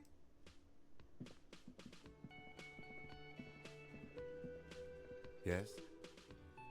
Oh, nothing. Okay, we're gonna leave. Because now I want to go do that other stuff. I can call the library.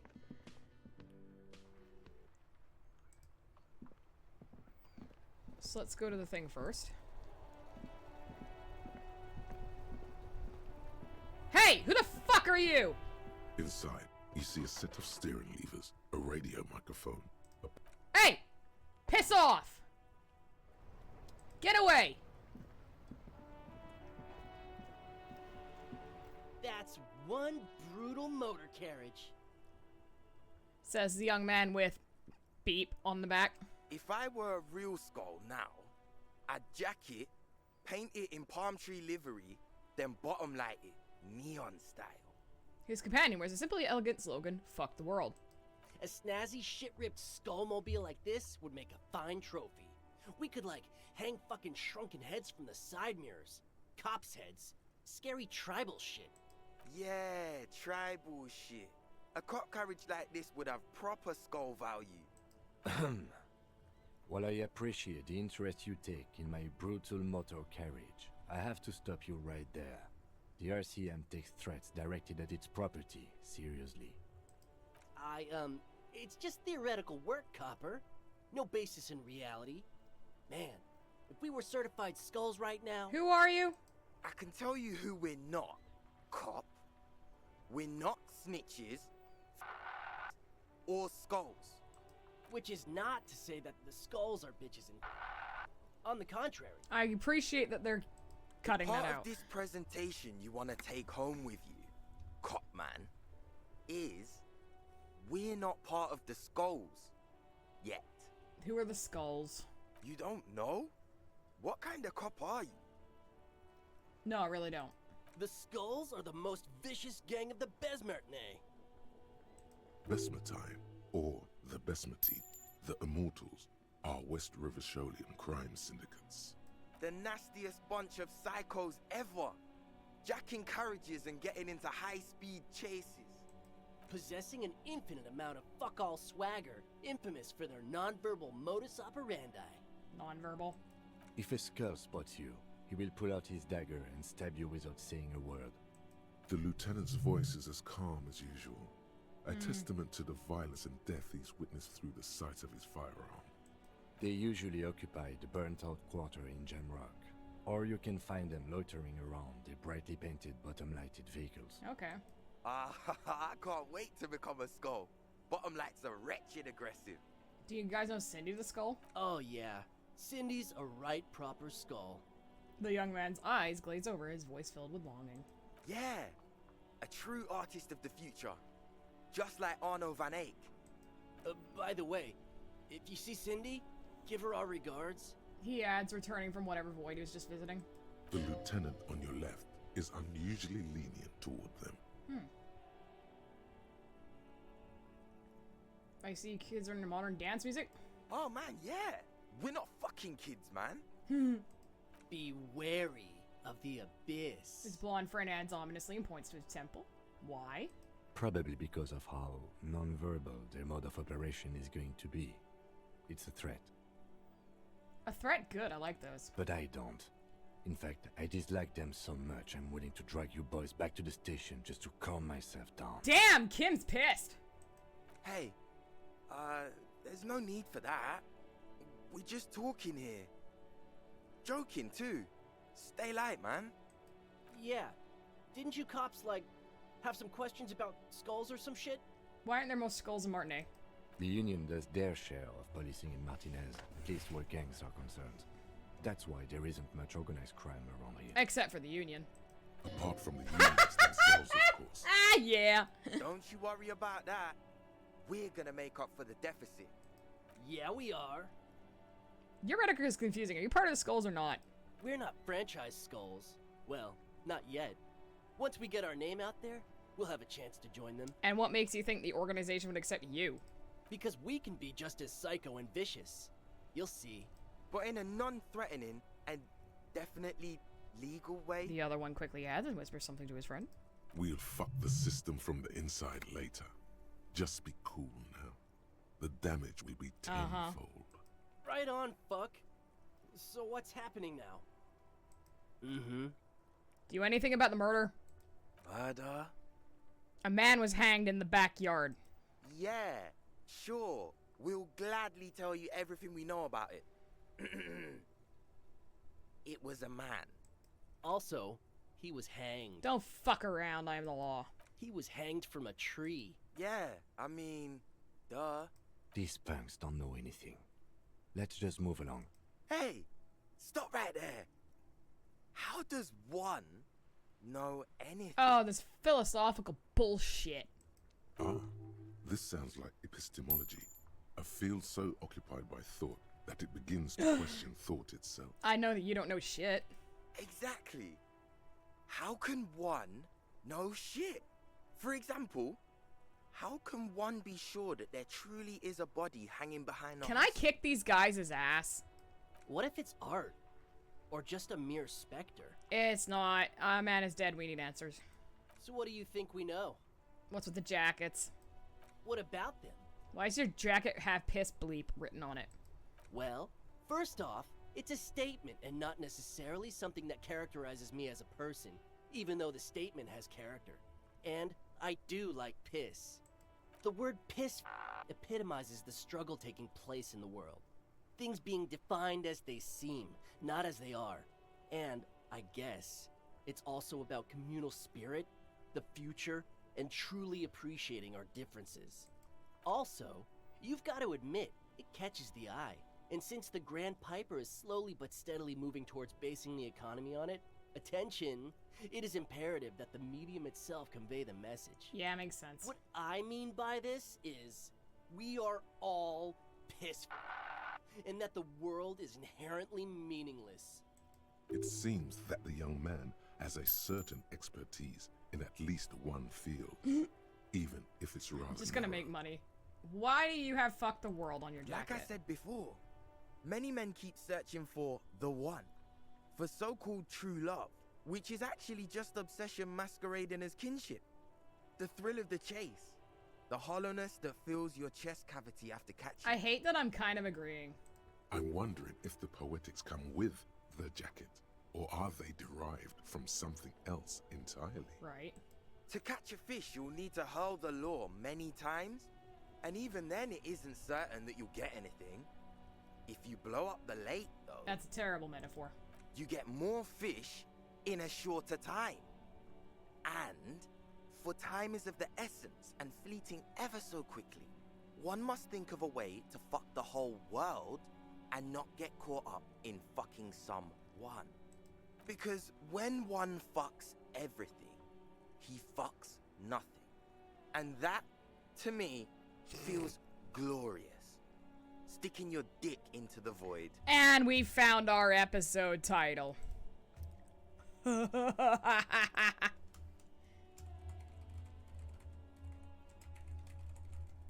Sticking your dick into the void. Is it a coincidence that here we have 2 badass jackets and 2 badass cops? Hey, Kim. Yes? You think it's a coincidence? What is? That there are 2 of us and 2 of these jackets. What are you implying? Which one would you wear? I'm not sure I understand you, detective. Are you more of a piss, bleep, or a fuck the world kind of guy? Neither. Come on, Kim, it's a mental exercise. Fine, if only to end this discussion. Theoretically, if I were a juvenile delinquent, if I were to already be done, I think piss is the stronger of the 2 statements. That works. I feel more like a fuck the world kind of guy. Seems about right, especially considering your heroic exit attempts. That's an origin story for a dynamic right? Hell yeah! We're best are we friends. done here? Or you don't need us around for your secret whisper party, do you? Ooh. Well, talking to you has been something. Excuse me while I get my, is that half-light check? I forgot. Was it the half-light check? That ride is fucking Hey. Half-light. Half-light check. Okay. We're gonna dress. I need all the half-light I can get. Okay. Plus 1 half-light.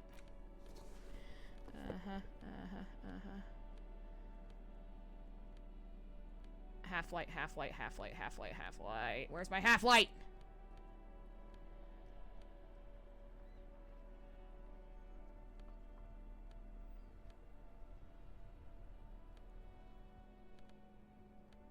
I think that was it.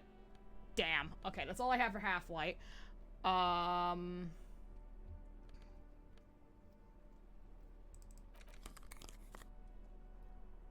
let's fucking go. I'm gonna quick save this because I want those fucking jackets. That ride is... Hey, piss... Look who it is. 72%. Please. God. Oh yeah! Don't ask anything. Be subtle and scary. The boys dream about being skulls. Use that. Boys with those jackets. Oh, wait, how? Suggest they're massive skulls. Come on. Boys with those jackets, you're gonna be the Skull Kings in no time. What? No. Skulls don't have kings. I think. And we're not even in yet. Yeah, man, keep your voice down. Skulls don't take it lightly when folks pretend to be them. We're not even prospects yet. Not even prospects and already aspiring to be kings? Wow, you boys are ambitious. Only prospects and already planning a coup in the skulls. You're destined to go far. Oh my god! He gets it. Passive aggressive. Oh my god. Shut the fuck up. Are you trying to get us killed? Now bring it to the jackets and, yes, start shouting. Yes! We want to be a cool Killer Skulls too, like you guys, but we don't have skull jackets! Please be quiet. What? What do you want? The jackets? Skull King, make shrunken heads out of us! Fuck you, man. Take them then. He looks around the plaza, people are noticing him now. You offer us your jackets like that? It'd be impolite to refuse. Oh, man. Okay, I get it. Skulls don't really wear slogans anyway. This was stupid. Fuck.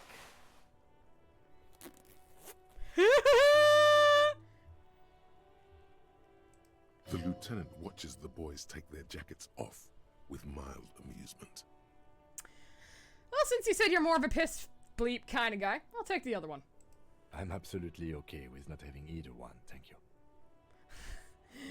Why not? They're a pair. We can go really ways hell. Go undercover. Hard. This case doesn't require us to go undercover or raise hell. In fact, I don't think the jackets will be useful at all. I just wanted them to not have them anymore. Cold-hearted cop. Still, okay. Well, whatever. I'll take both of them then. Do. I'm fine with that. The jackets are meant to complete each other. If a man was standing alone on a street corner with his written on his back, it'd just be an individual that has taken a liking to urine.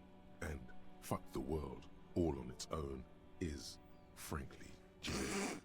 I don't know, Eric. It's cold out. The dark-haired young man just stands there defeated. The wind blows. Yeah, let's get out of here. The cops fucked. I got jackets, bitch! Oh my god. I've got brogues. I have, oh fuck yeah. Leather jacket and fuck the world. Oh, I look so cute right now. Look at me! Yeehaw! Holy shit. I'm dying right now. Fuck the world! Oh my god. Oh my god. I'm so happy right now that I can't even.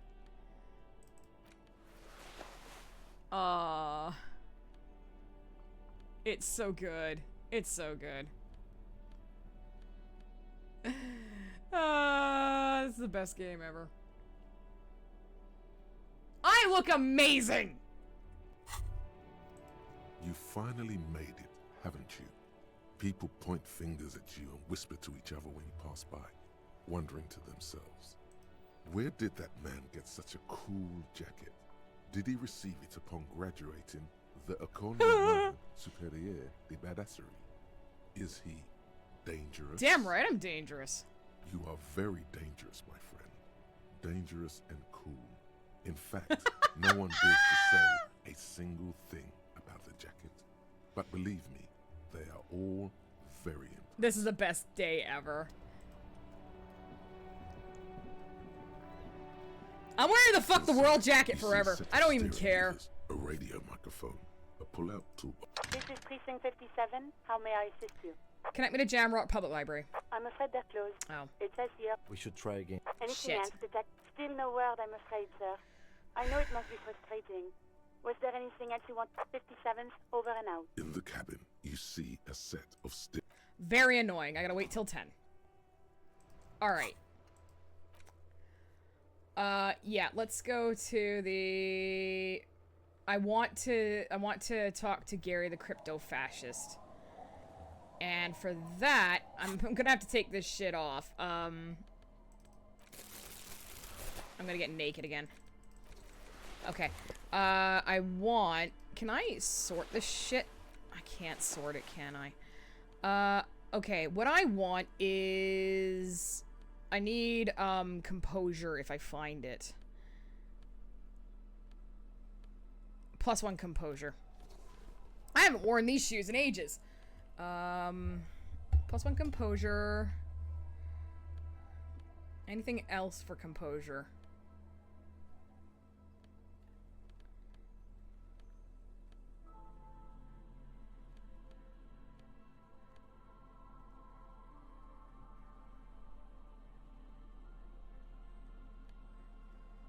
windbreaker.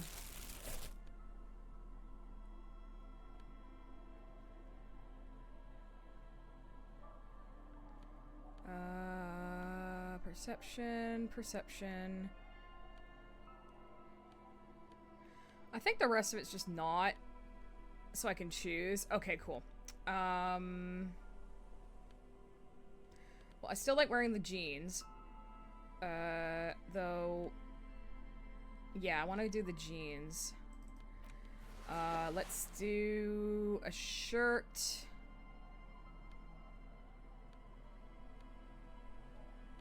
Can be maybe rhetoric. For the tie, let's go for drama. And for the hat, let's go encyclopedia just in case. I look like a university!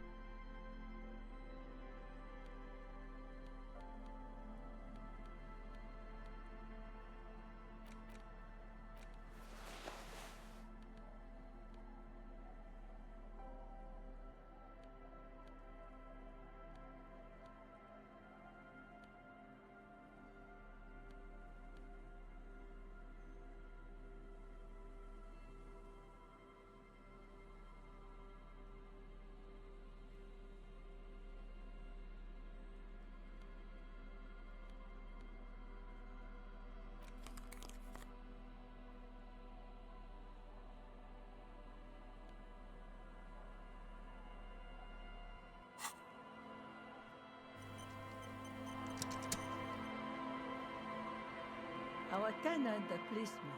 Ah.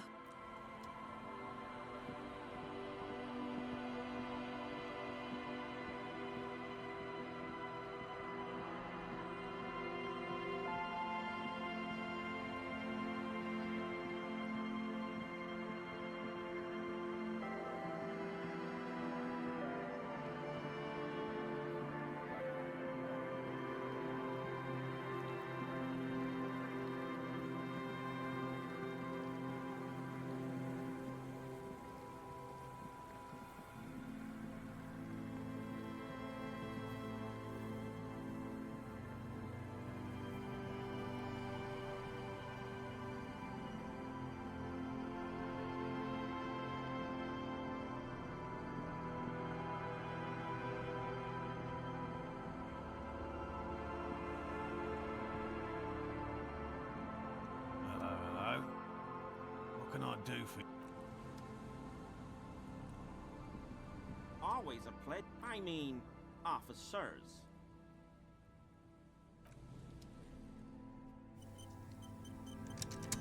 Always a pledge. I mean, officers. That shirt looks very uncomfortable on him.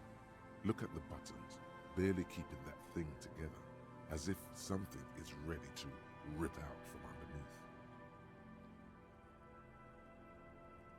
Yes, like a piece of ceramic armor, for example. One that makes a clicking sound when the plates meet each other, resembling pearls or marbles, stolen from the corpse in the yard near where he lives. I knew you'd figure it out, officer. I'm sorry I didn't tell you at once. I was ashamed of what I did. And I didn't want you to know.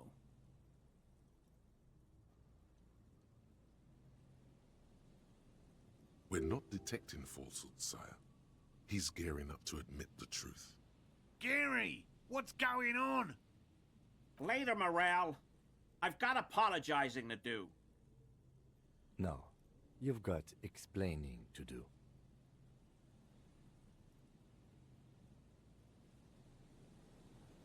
Because I was weak. I should have told you the moment I saw you. But... The hell, Gary? You in trouble? I'll explain later. Everyone was picking those pieces off him, and I was watching them do it. And they'd scattered his clothes all over the yard. Everything was smelling. So I went there to take out the trash and started cleaning up. All those rags on the ground, him swinging up there, and I had a lapse of honor, sir. I thought, he's a foreigner. They all say he wasn't from here. Only the cuirass was left. So I stripped it off him. It was early in the morning. No one saw me. I took it with me. It was a mistake. Had I known it'd give you guys trouble, I wouldn't have... Fuck. We're detecting sincere contrition here, sire. He's not trying to flatter anyone. It's okay. It was a loose end, and you are tying it up now. I'm so fucking sorry I called you Yellow Man. Sealite officers commanded the suzerain's navy. Most of them sided with the king when... They were thoroughly conservative men, he realizes suddenly. He sighs again, hangs his head, and unbuttons his shirt fully. A cuirass that matches the dead man's boots comes into view. Soon it is in your hands, smelling of his sweat. But so light to hold, like a bag of cotton. I always thought it was the Union. Some Union hardasses. Lynched him because of the strike. But almost everyone in town knows that. I wish I could tell you more. This is all he knows. Yes, absolutely. I will never do anything like this again.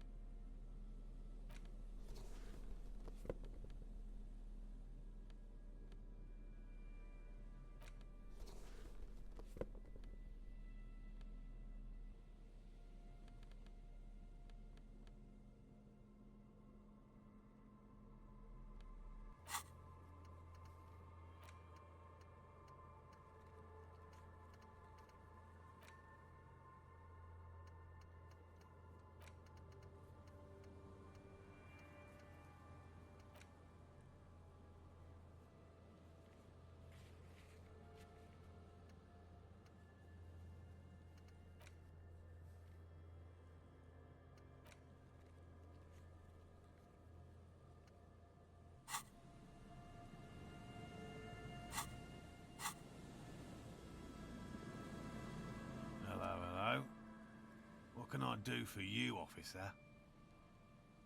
Hell no. I had no idea. And I'm still cross with him, to be honest. It's not like him. He's got his quirks, but dishonesty, disloyalty are not one of them. Thanks.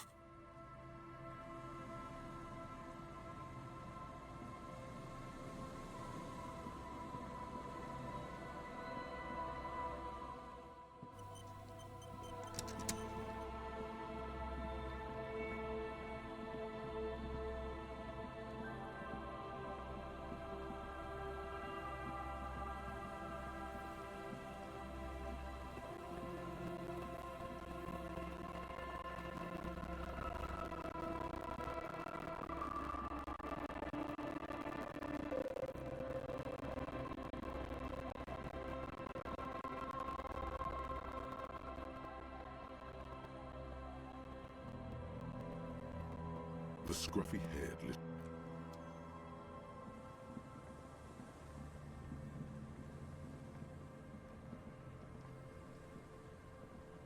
The waves are beginning to die down.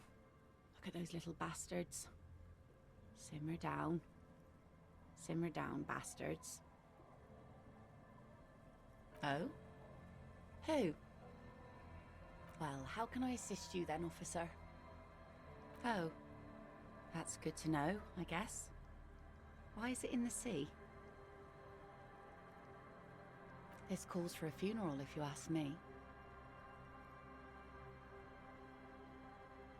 Aye.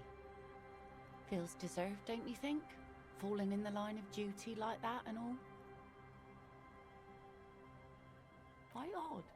Our things are a part of our life world. They're made with our human sweat and they share human history. We should care about them as we care about humans. To some extent, at least. Life world? Someone's been reading up on last century Gottwaldian philosophers. Play it cool now. Oh yeah? You won't even be able to get it out of the water before early June. And where are you going to bury it? Who to invite? What music to play at the wake? Take it from someone who's been through a few funerals. It's easiest to just leave them there and let nature take care of it. That's all we have time for right now anyway. Come back here in June and see how you feel about it then. It's not like it's going anywhere.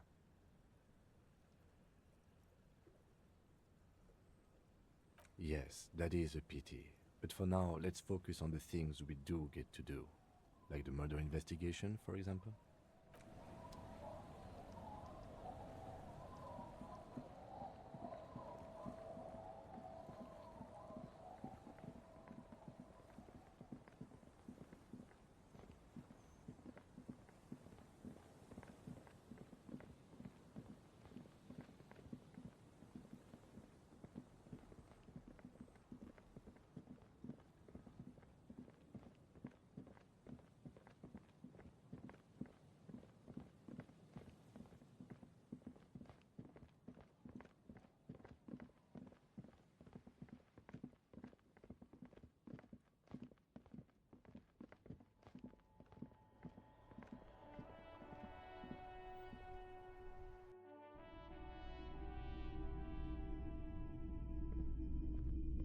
Hello, hello.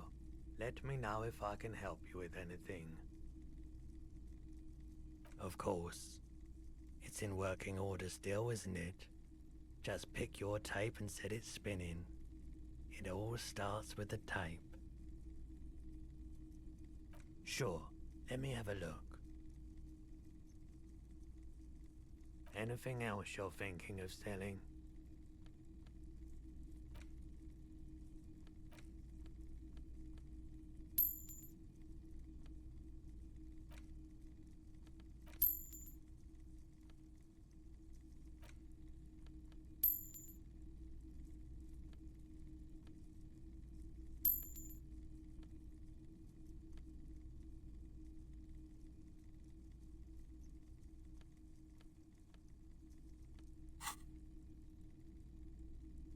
Alright, let's see it.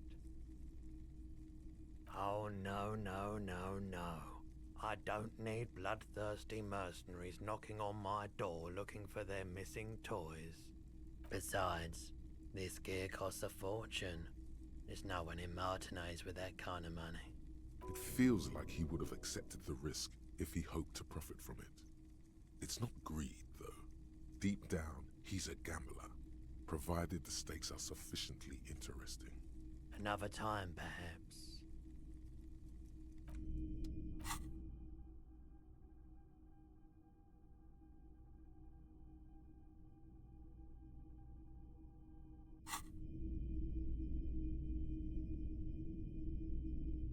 All the old boom.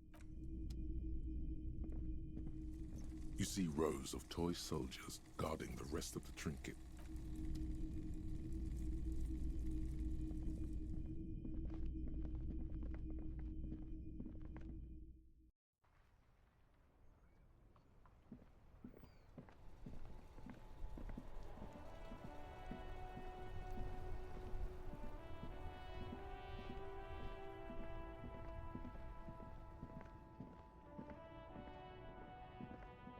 Everything's still cool. The speakers below. Super cool. Now the premium lifestyle is yours, officer. The sneakers seem to vibrate in your hands with an almost mystical energy. The junk is yours, officer. Happy listening. Try not to hurt your ears with that Samaran garbage.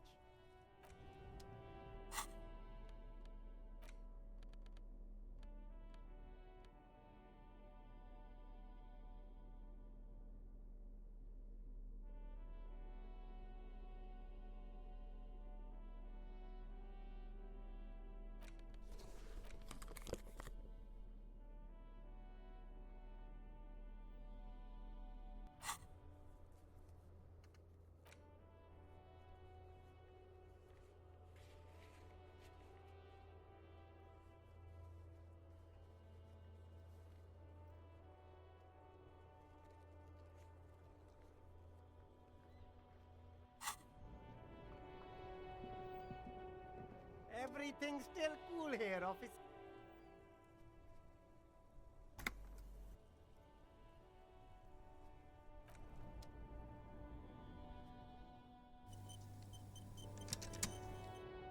The shine on these sunglasses lasts a lifetime of...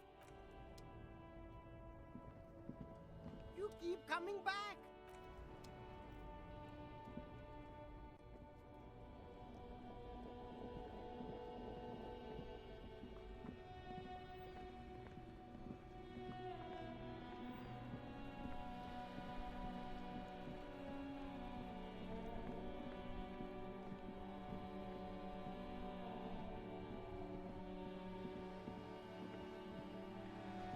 Vigilance officer, what can this old carabiner do for you?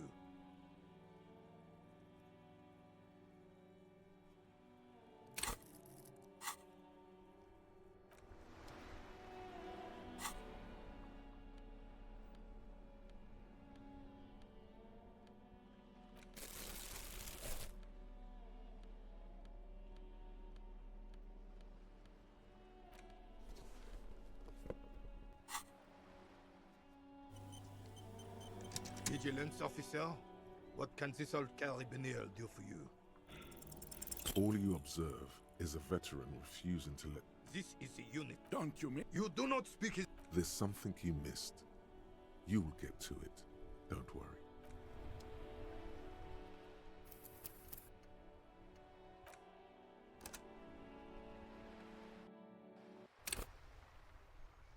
Vigilance officer, what... As Rene turns from you to his partner and back, the medals on his chest rattle and glare. He keeps his spine straight and his ribcage lifted, displaying them proudly. 2. The larger one is shaped like a cross, while the smaller medal resembles the sun. A crowned head in front of 2 crossed rifles. The medal hangs from a blue striped triangle. It's the Croix de Bravoure, Cross of Valor.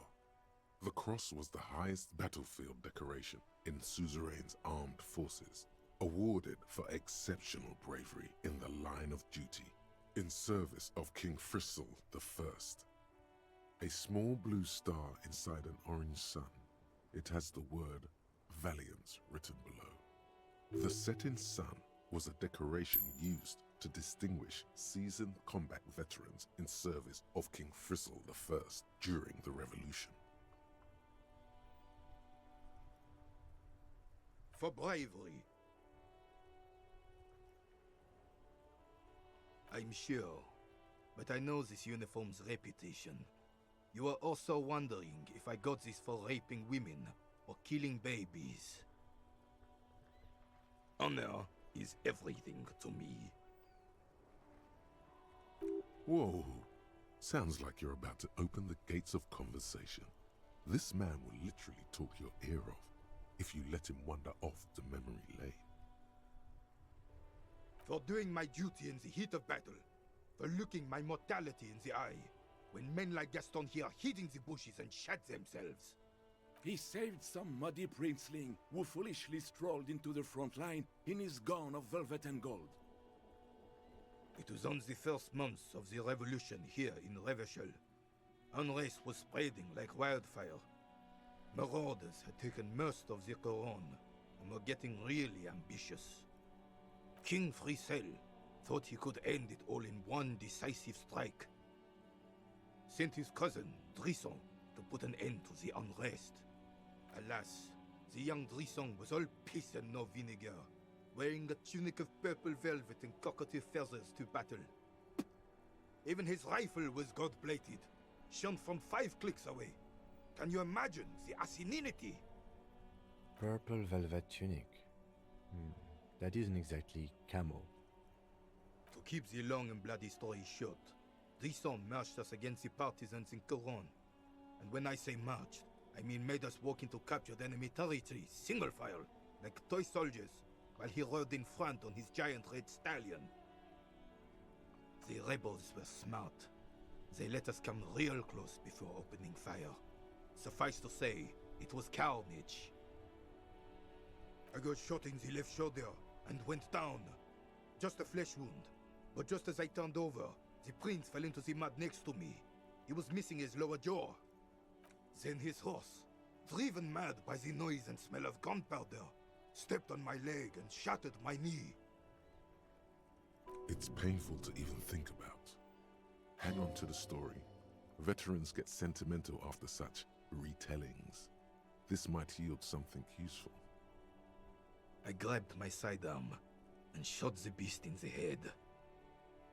Then everything went black. Capitaine Arnoux, le fléau des chevaux. When I came to, it was all over. It was just me and Jolas Tresson, gurgling in the blood-soaked mud right next to me. The dink had taken numerous flesh wounds and lost a lot of blood. But despite missing his jaw, he seemed hesitant to die. Tougher than he looked, that one.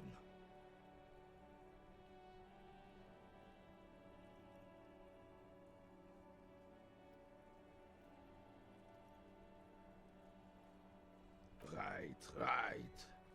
So I grabbed the prick and started crawling. Kept going until the 59th Cavalry picked us up. Through some miracle, we both survived. And the jealous freak convinced Frissel to give me a medal for not leaving him to die in his own blood. Piece and shit. He was the commanding officer and I was on duty. Just doing my job. Shouldn't hand out medals for that. 13 months later, I received the Sun.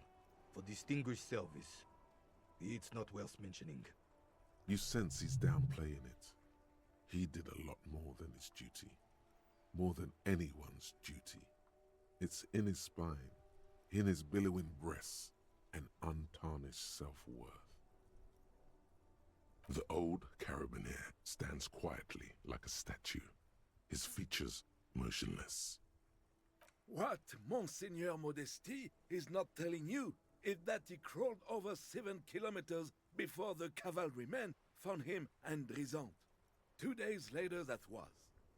And that even while crawling with a mangled half-dead prince on his back, he still managed to murder 3 rebels on his way. Is that pride in his voice? It's deep down, but maybe even unbeknownst to the man himself, it's there.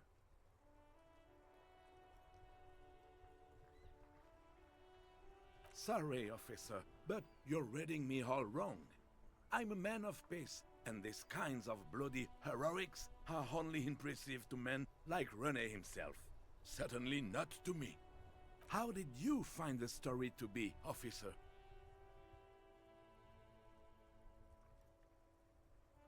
Maybe, but also bear in mind, officer. They don't end this out for anyone with a service record. Oh no, you have to get shot. Repeatedly. And you need to get your hands bloody too. Really, really bloody. Do not speak of what you know nothing about, Poltroon.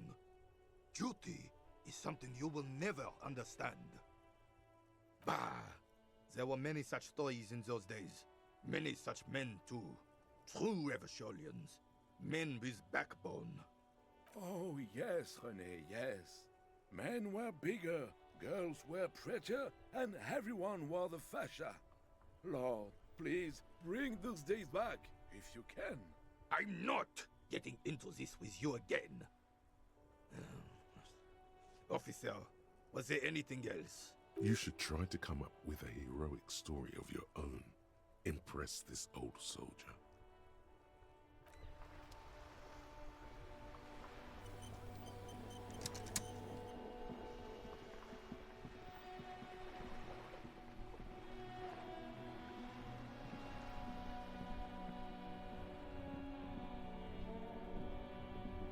The dented yellow mailbox greets you with its graffito.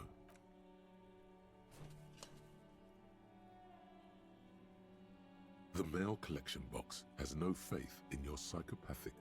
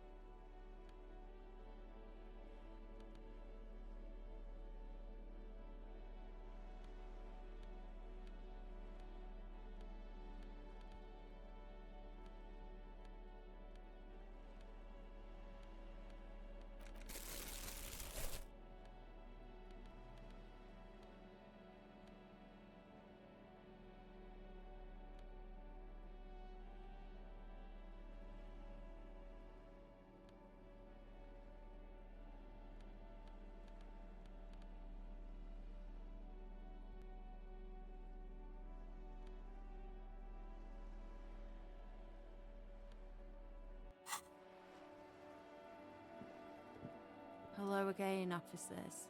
Have you come to admire my mural? I don't believe it. I've never known those boys to have manners.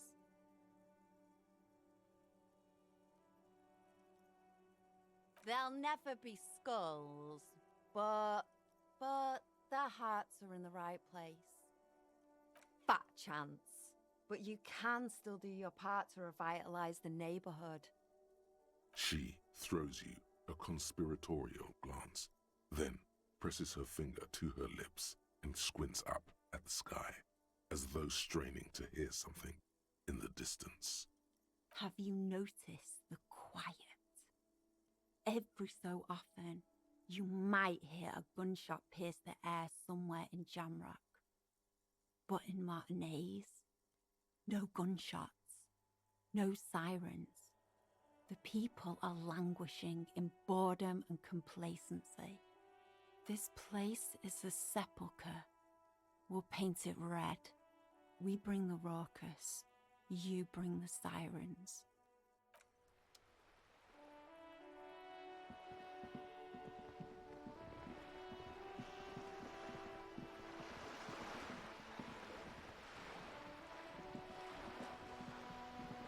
You're back. Good. What can I help you with? I love you did. Fast, observantly, like an electronic printer. Pleased to meet you, Lieutenant W. Freighter Dubois. I am glad to see a man of high qualification. The situation is precarious. What can I help you with, Lieutenant Freighter?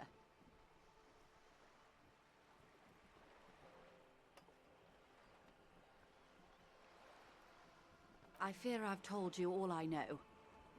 Is there anything else I can help you with? Of course. Anything to help. I am sorry to have been the bearer.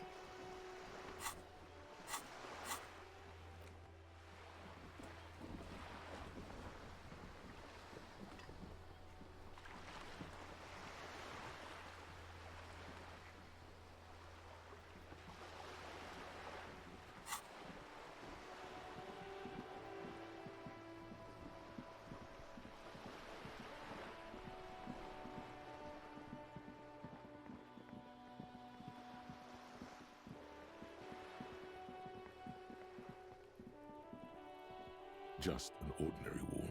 Nothing to see here.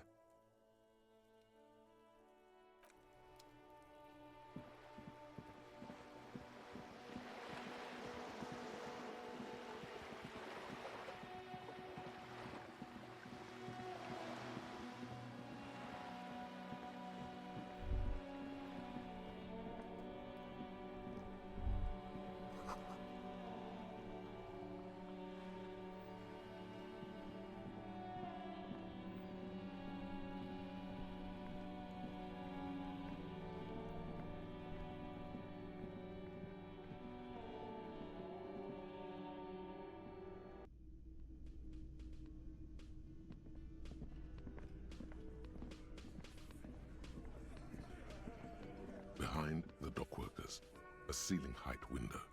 The hawthorn branches scrape the glass like bony fingers.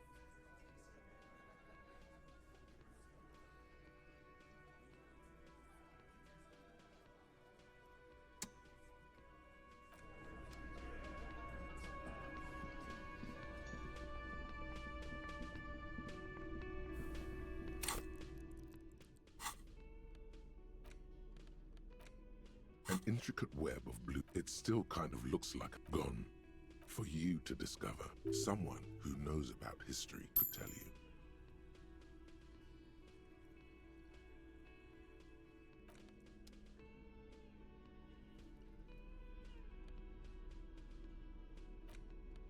The library card is, if lost, whoever owns this, most of these titles seem a police badge on which the porter reel is just what you needed. The reels at you press the large button marked Commencer and the tape starts spinning. There's a small delay before the song starts playing. It sounds like someone's moving in the room, getting comfortable. Then the organ starts playing a simple, melancholic tune echoing in the hallway. A lone singing voice joins in, telling you about the tiniest church in Cessons, surrounded by even tinier yard. You almost feel the seaside mist on your skin. It's mega sad. Within seconds you know this is the one, the real shit you've been looking for, the one you trust your room to. This one tells it like it is. This is your tune. A click, then silence for a bit. Then the tape stops spinning. Of course you could sing this. You could take sad to a whole new level with this. And you already know the lyrics since you've listened to it like a million times. Yup, they're all here. All 3 verses. And the B-side of the tape contains the instrumental version. It's like the world itself is telling you to do it. Only one obstacle stands on your way. Gart. You have to convince Gart to let you sing karaoke in the whirling. After you've won him over, you can express yourself. Let the pain out. Make everyone understand. The lieutenant watches you pack up the boombox. He doesn't say anything.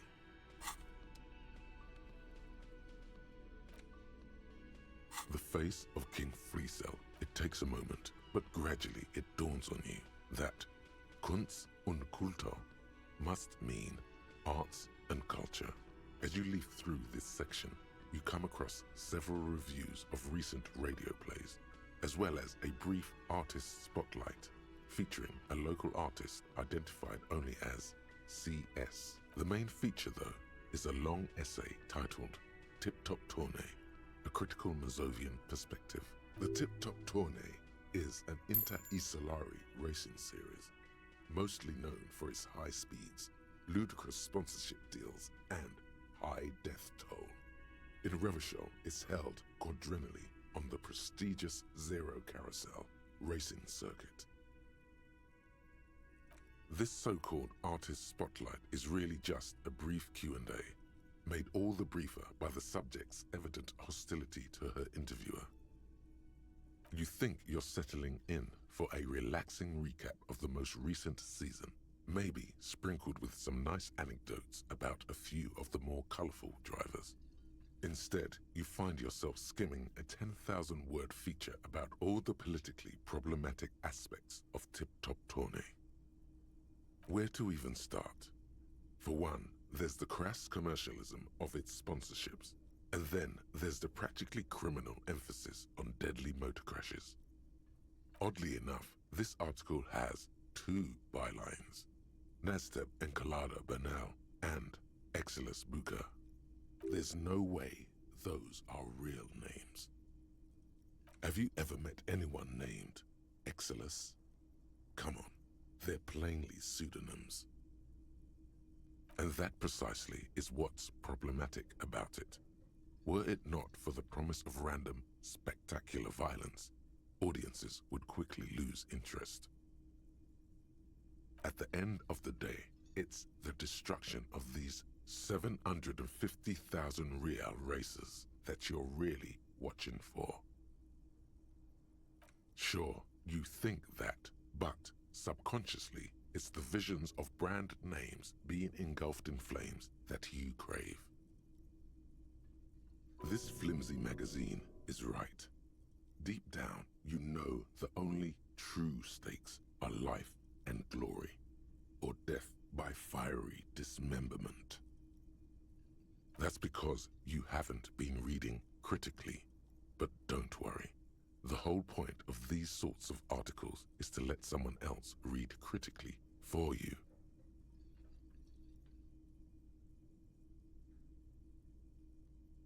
I can safely say the thought had never crossed my mind, Detective. I'm sure most things are, if the young men who wrote this article are to be believed.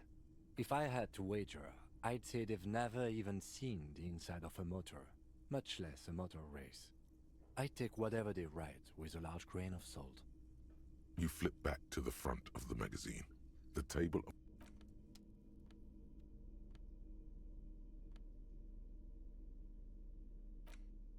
It's just a racist mug. What's the but? It will not happen.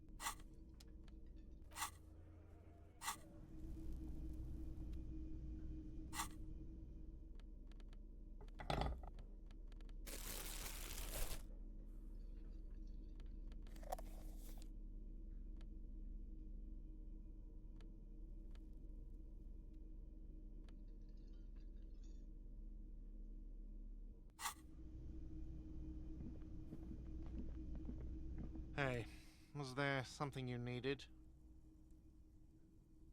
No, you don't. It's not happening. He tries not to look at you. It's dangerous to acknowledge the karaoke man.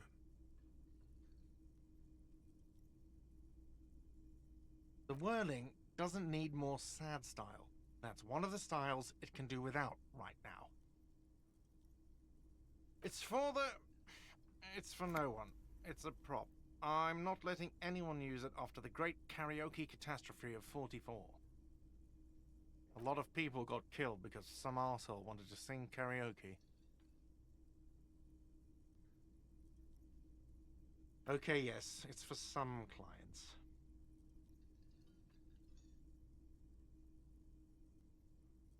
Ha! Well, we don't have any tapes. They all got stolen. He's lying, but whatever. You don't really need his lame tracks. The man in the vest and the violet shirt stares at the tape you've just given him. He begins to frown.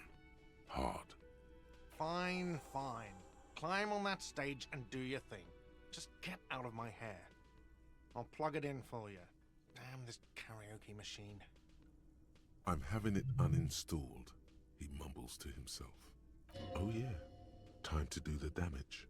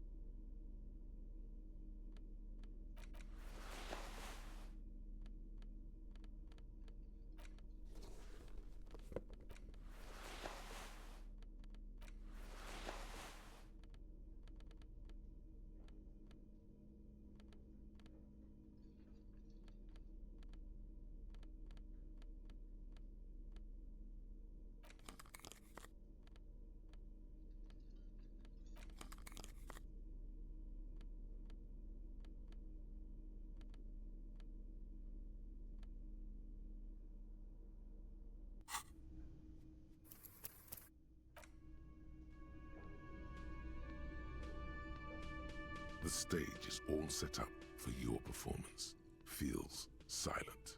You can hear the pellets creak under your feet. You feel a little dizzy, a little unsteady suddenly. So, are you ready for your thing now? Let me know when I should turn on the karaoke carousel.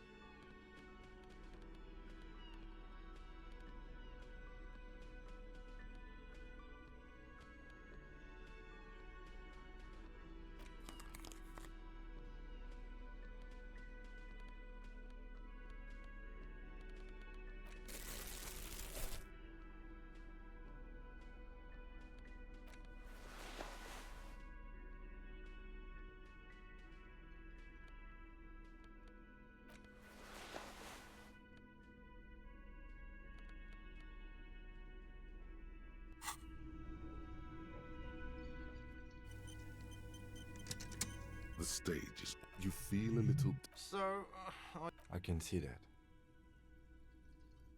Immediately, a loud feedback noise startles the room. You feel like an amateur. How are you supposed to hold the mic? Should you just sing into it? Where should you stand? Hands. Where do you put your hands? It's still early here. Faint daylight is seeping into the dining hall. All the tables have been wiped pristine clean for the customers to come. Someone's making coffee in the kitchen, but aside from that, no one's really around yet. It would be a much better idea to perform in the evening, no?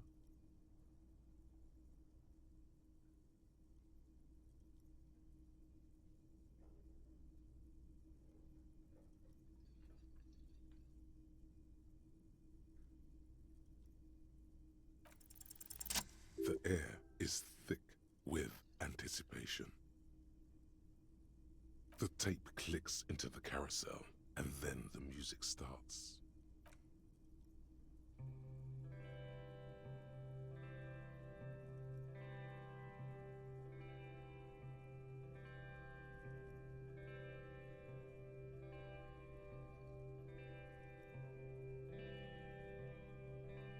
I would often go there, to the tiny church there. The smallest church in San. Though it once was larger. How the realm may rest there. Down through the mist there. Toward the Seven Sisters. Toward those pale cliffs there. I would often stay there. In that tiny yard there. I have been so glad here. Looking forward to the past here. But now, you are all alone. None of this matters. No, none of this matters at all. Very cute.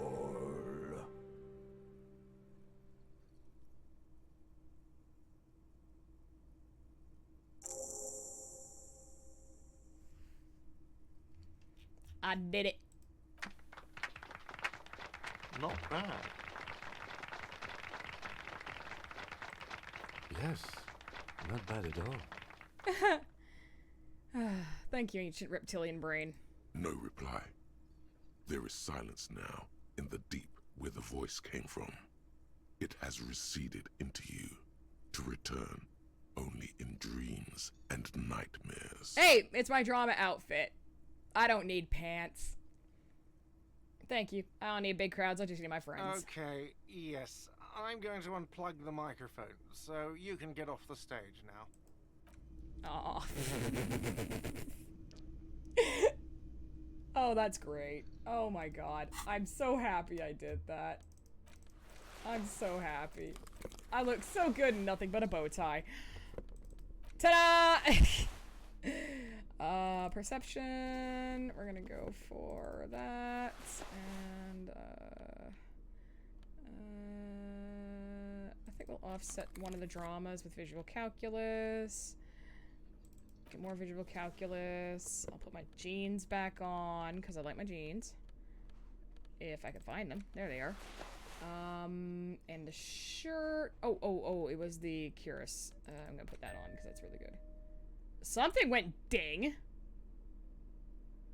What the hell was that?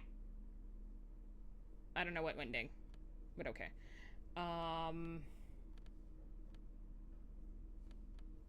No, actually, I could use more savoir-faire.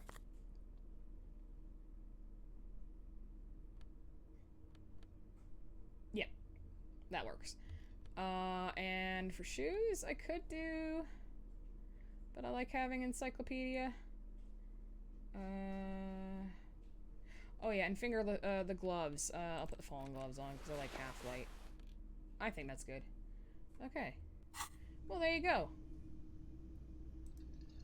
Actually, are you a historian? Oh, hello, dear. There you are again.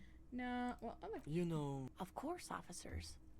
Is there a particular cryptid you two are interested in learning Yeah, about? what's the biggest one? Hey, you promised you'd only ask about one cryptid. Okay, I can move on. I'm glad you see it that way. Who would know about...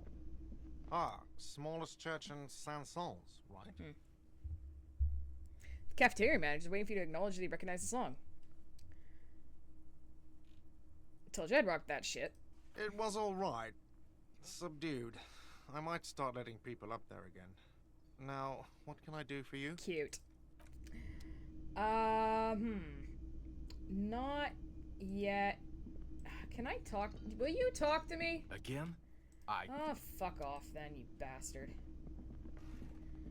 I gotta wait till 10. Oh, no, I know what I was gonna do. I remember what I was gonna do. We're going upstairs.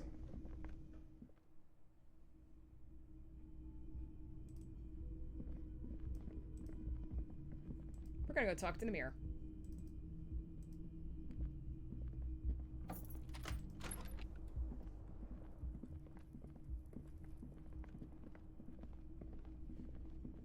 A mirror hangs on the bathroom wall. It's barely covered in steam anymore. So I need electrochemistry. I have plenty of that.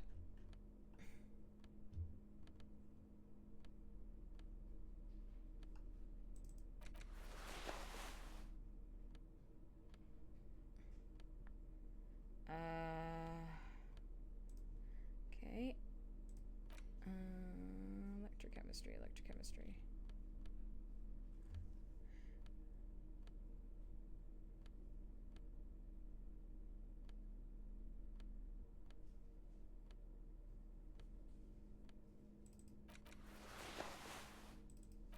There we go.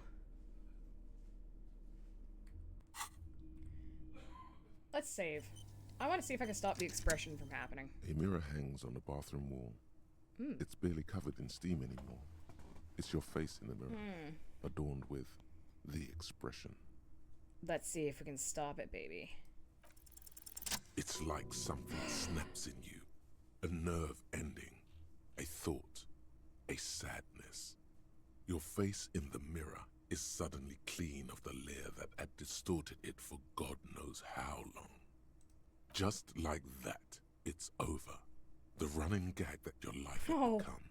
A sad old man looks back at you. Wow, I kind of A mirror hangs fucked on myself there, didn't I? Sucks so well. What was this one again? The mirror? Like the window? It was, The window stands broken in its frame. I'll never know. Okay. You know what? I think I'm gonna call it for today.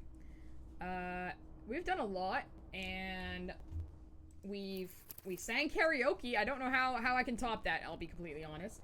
But thank you everyone for watching, and look forward to seeing you next week for more Disco Elysium.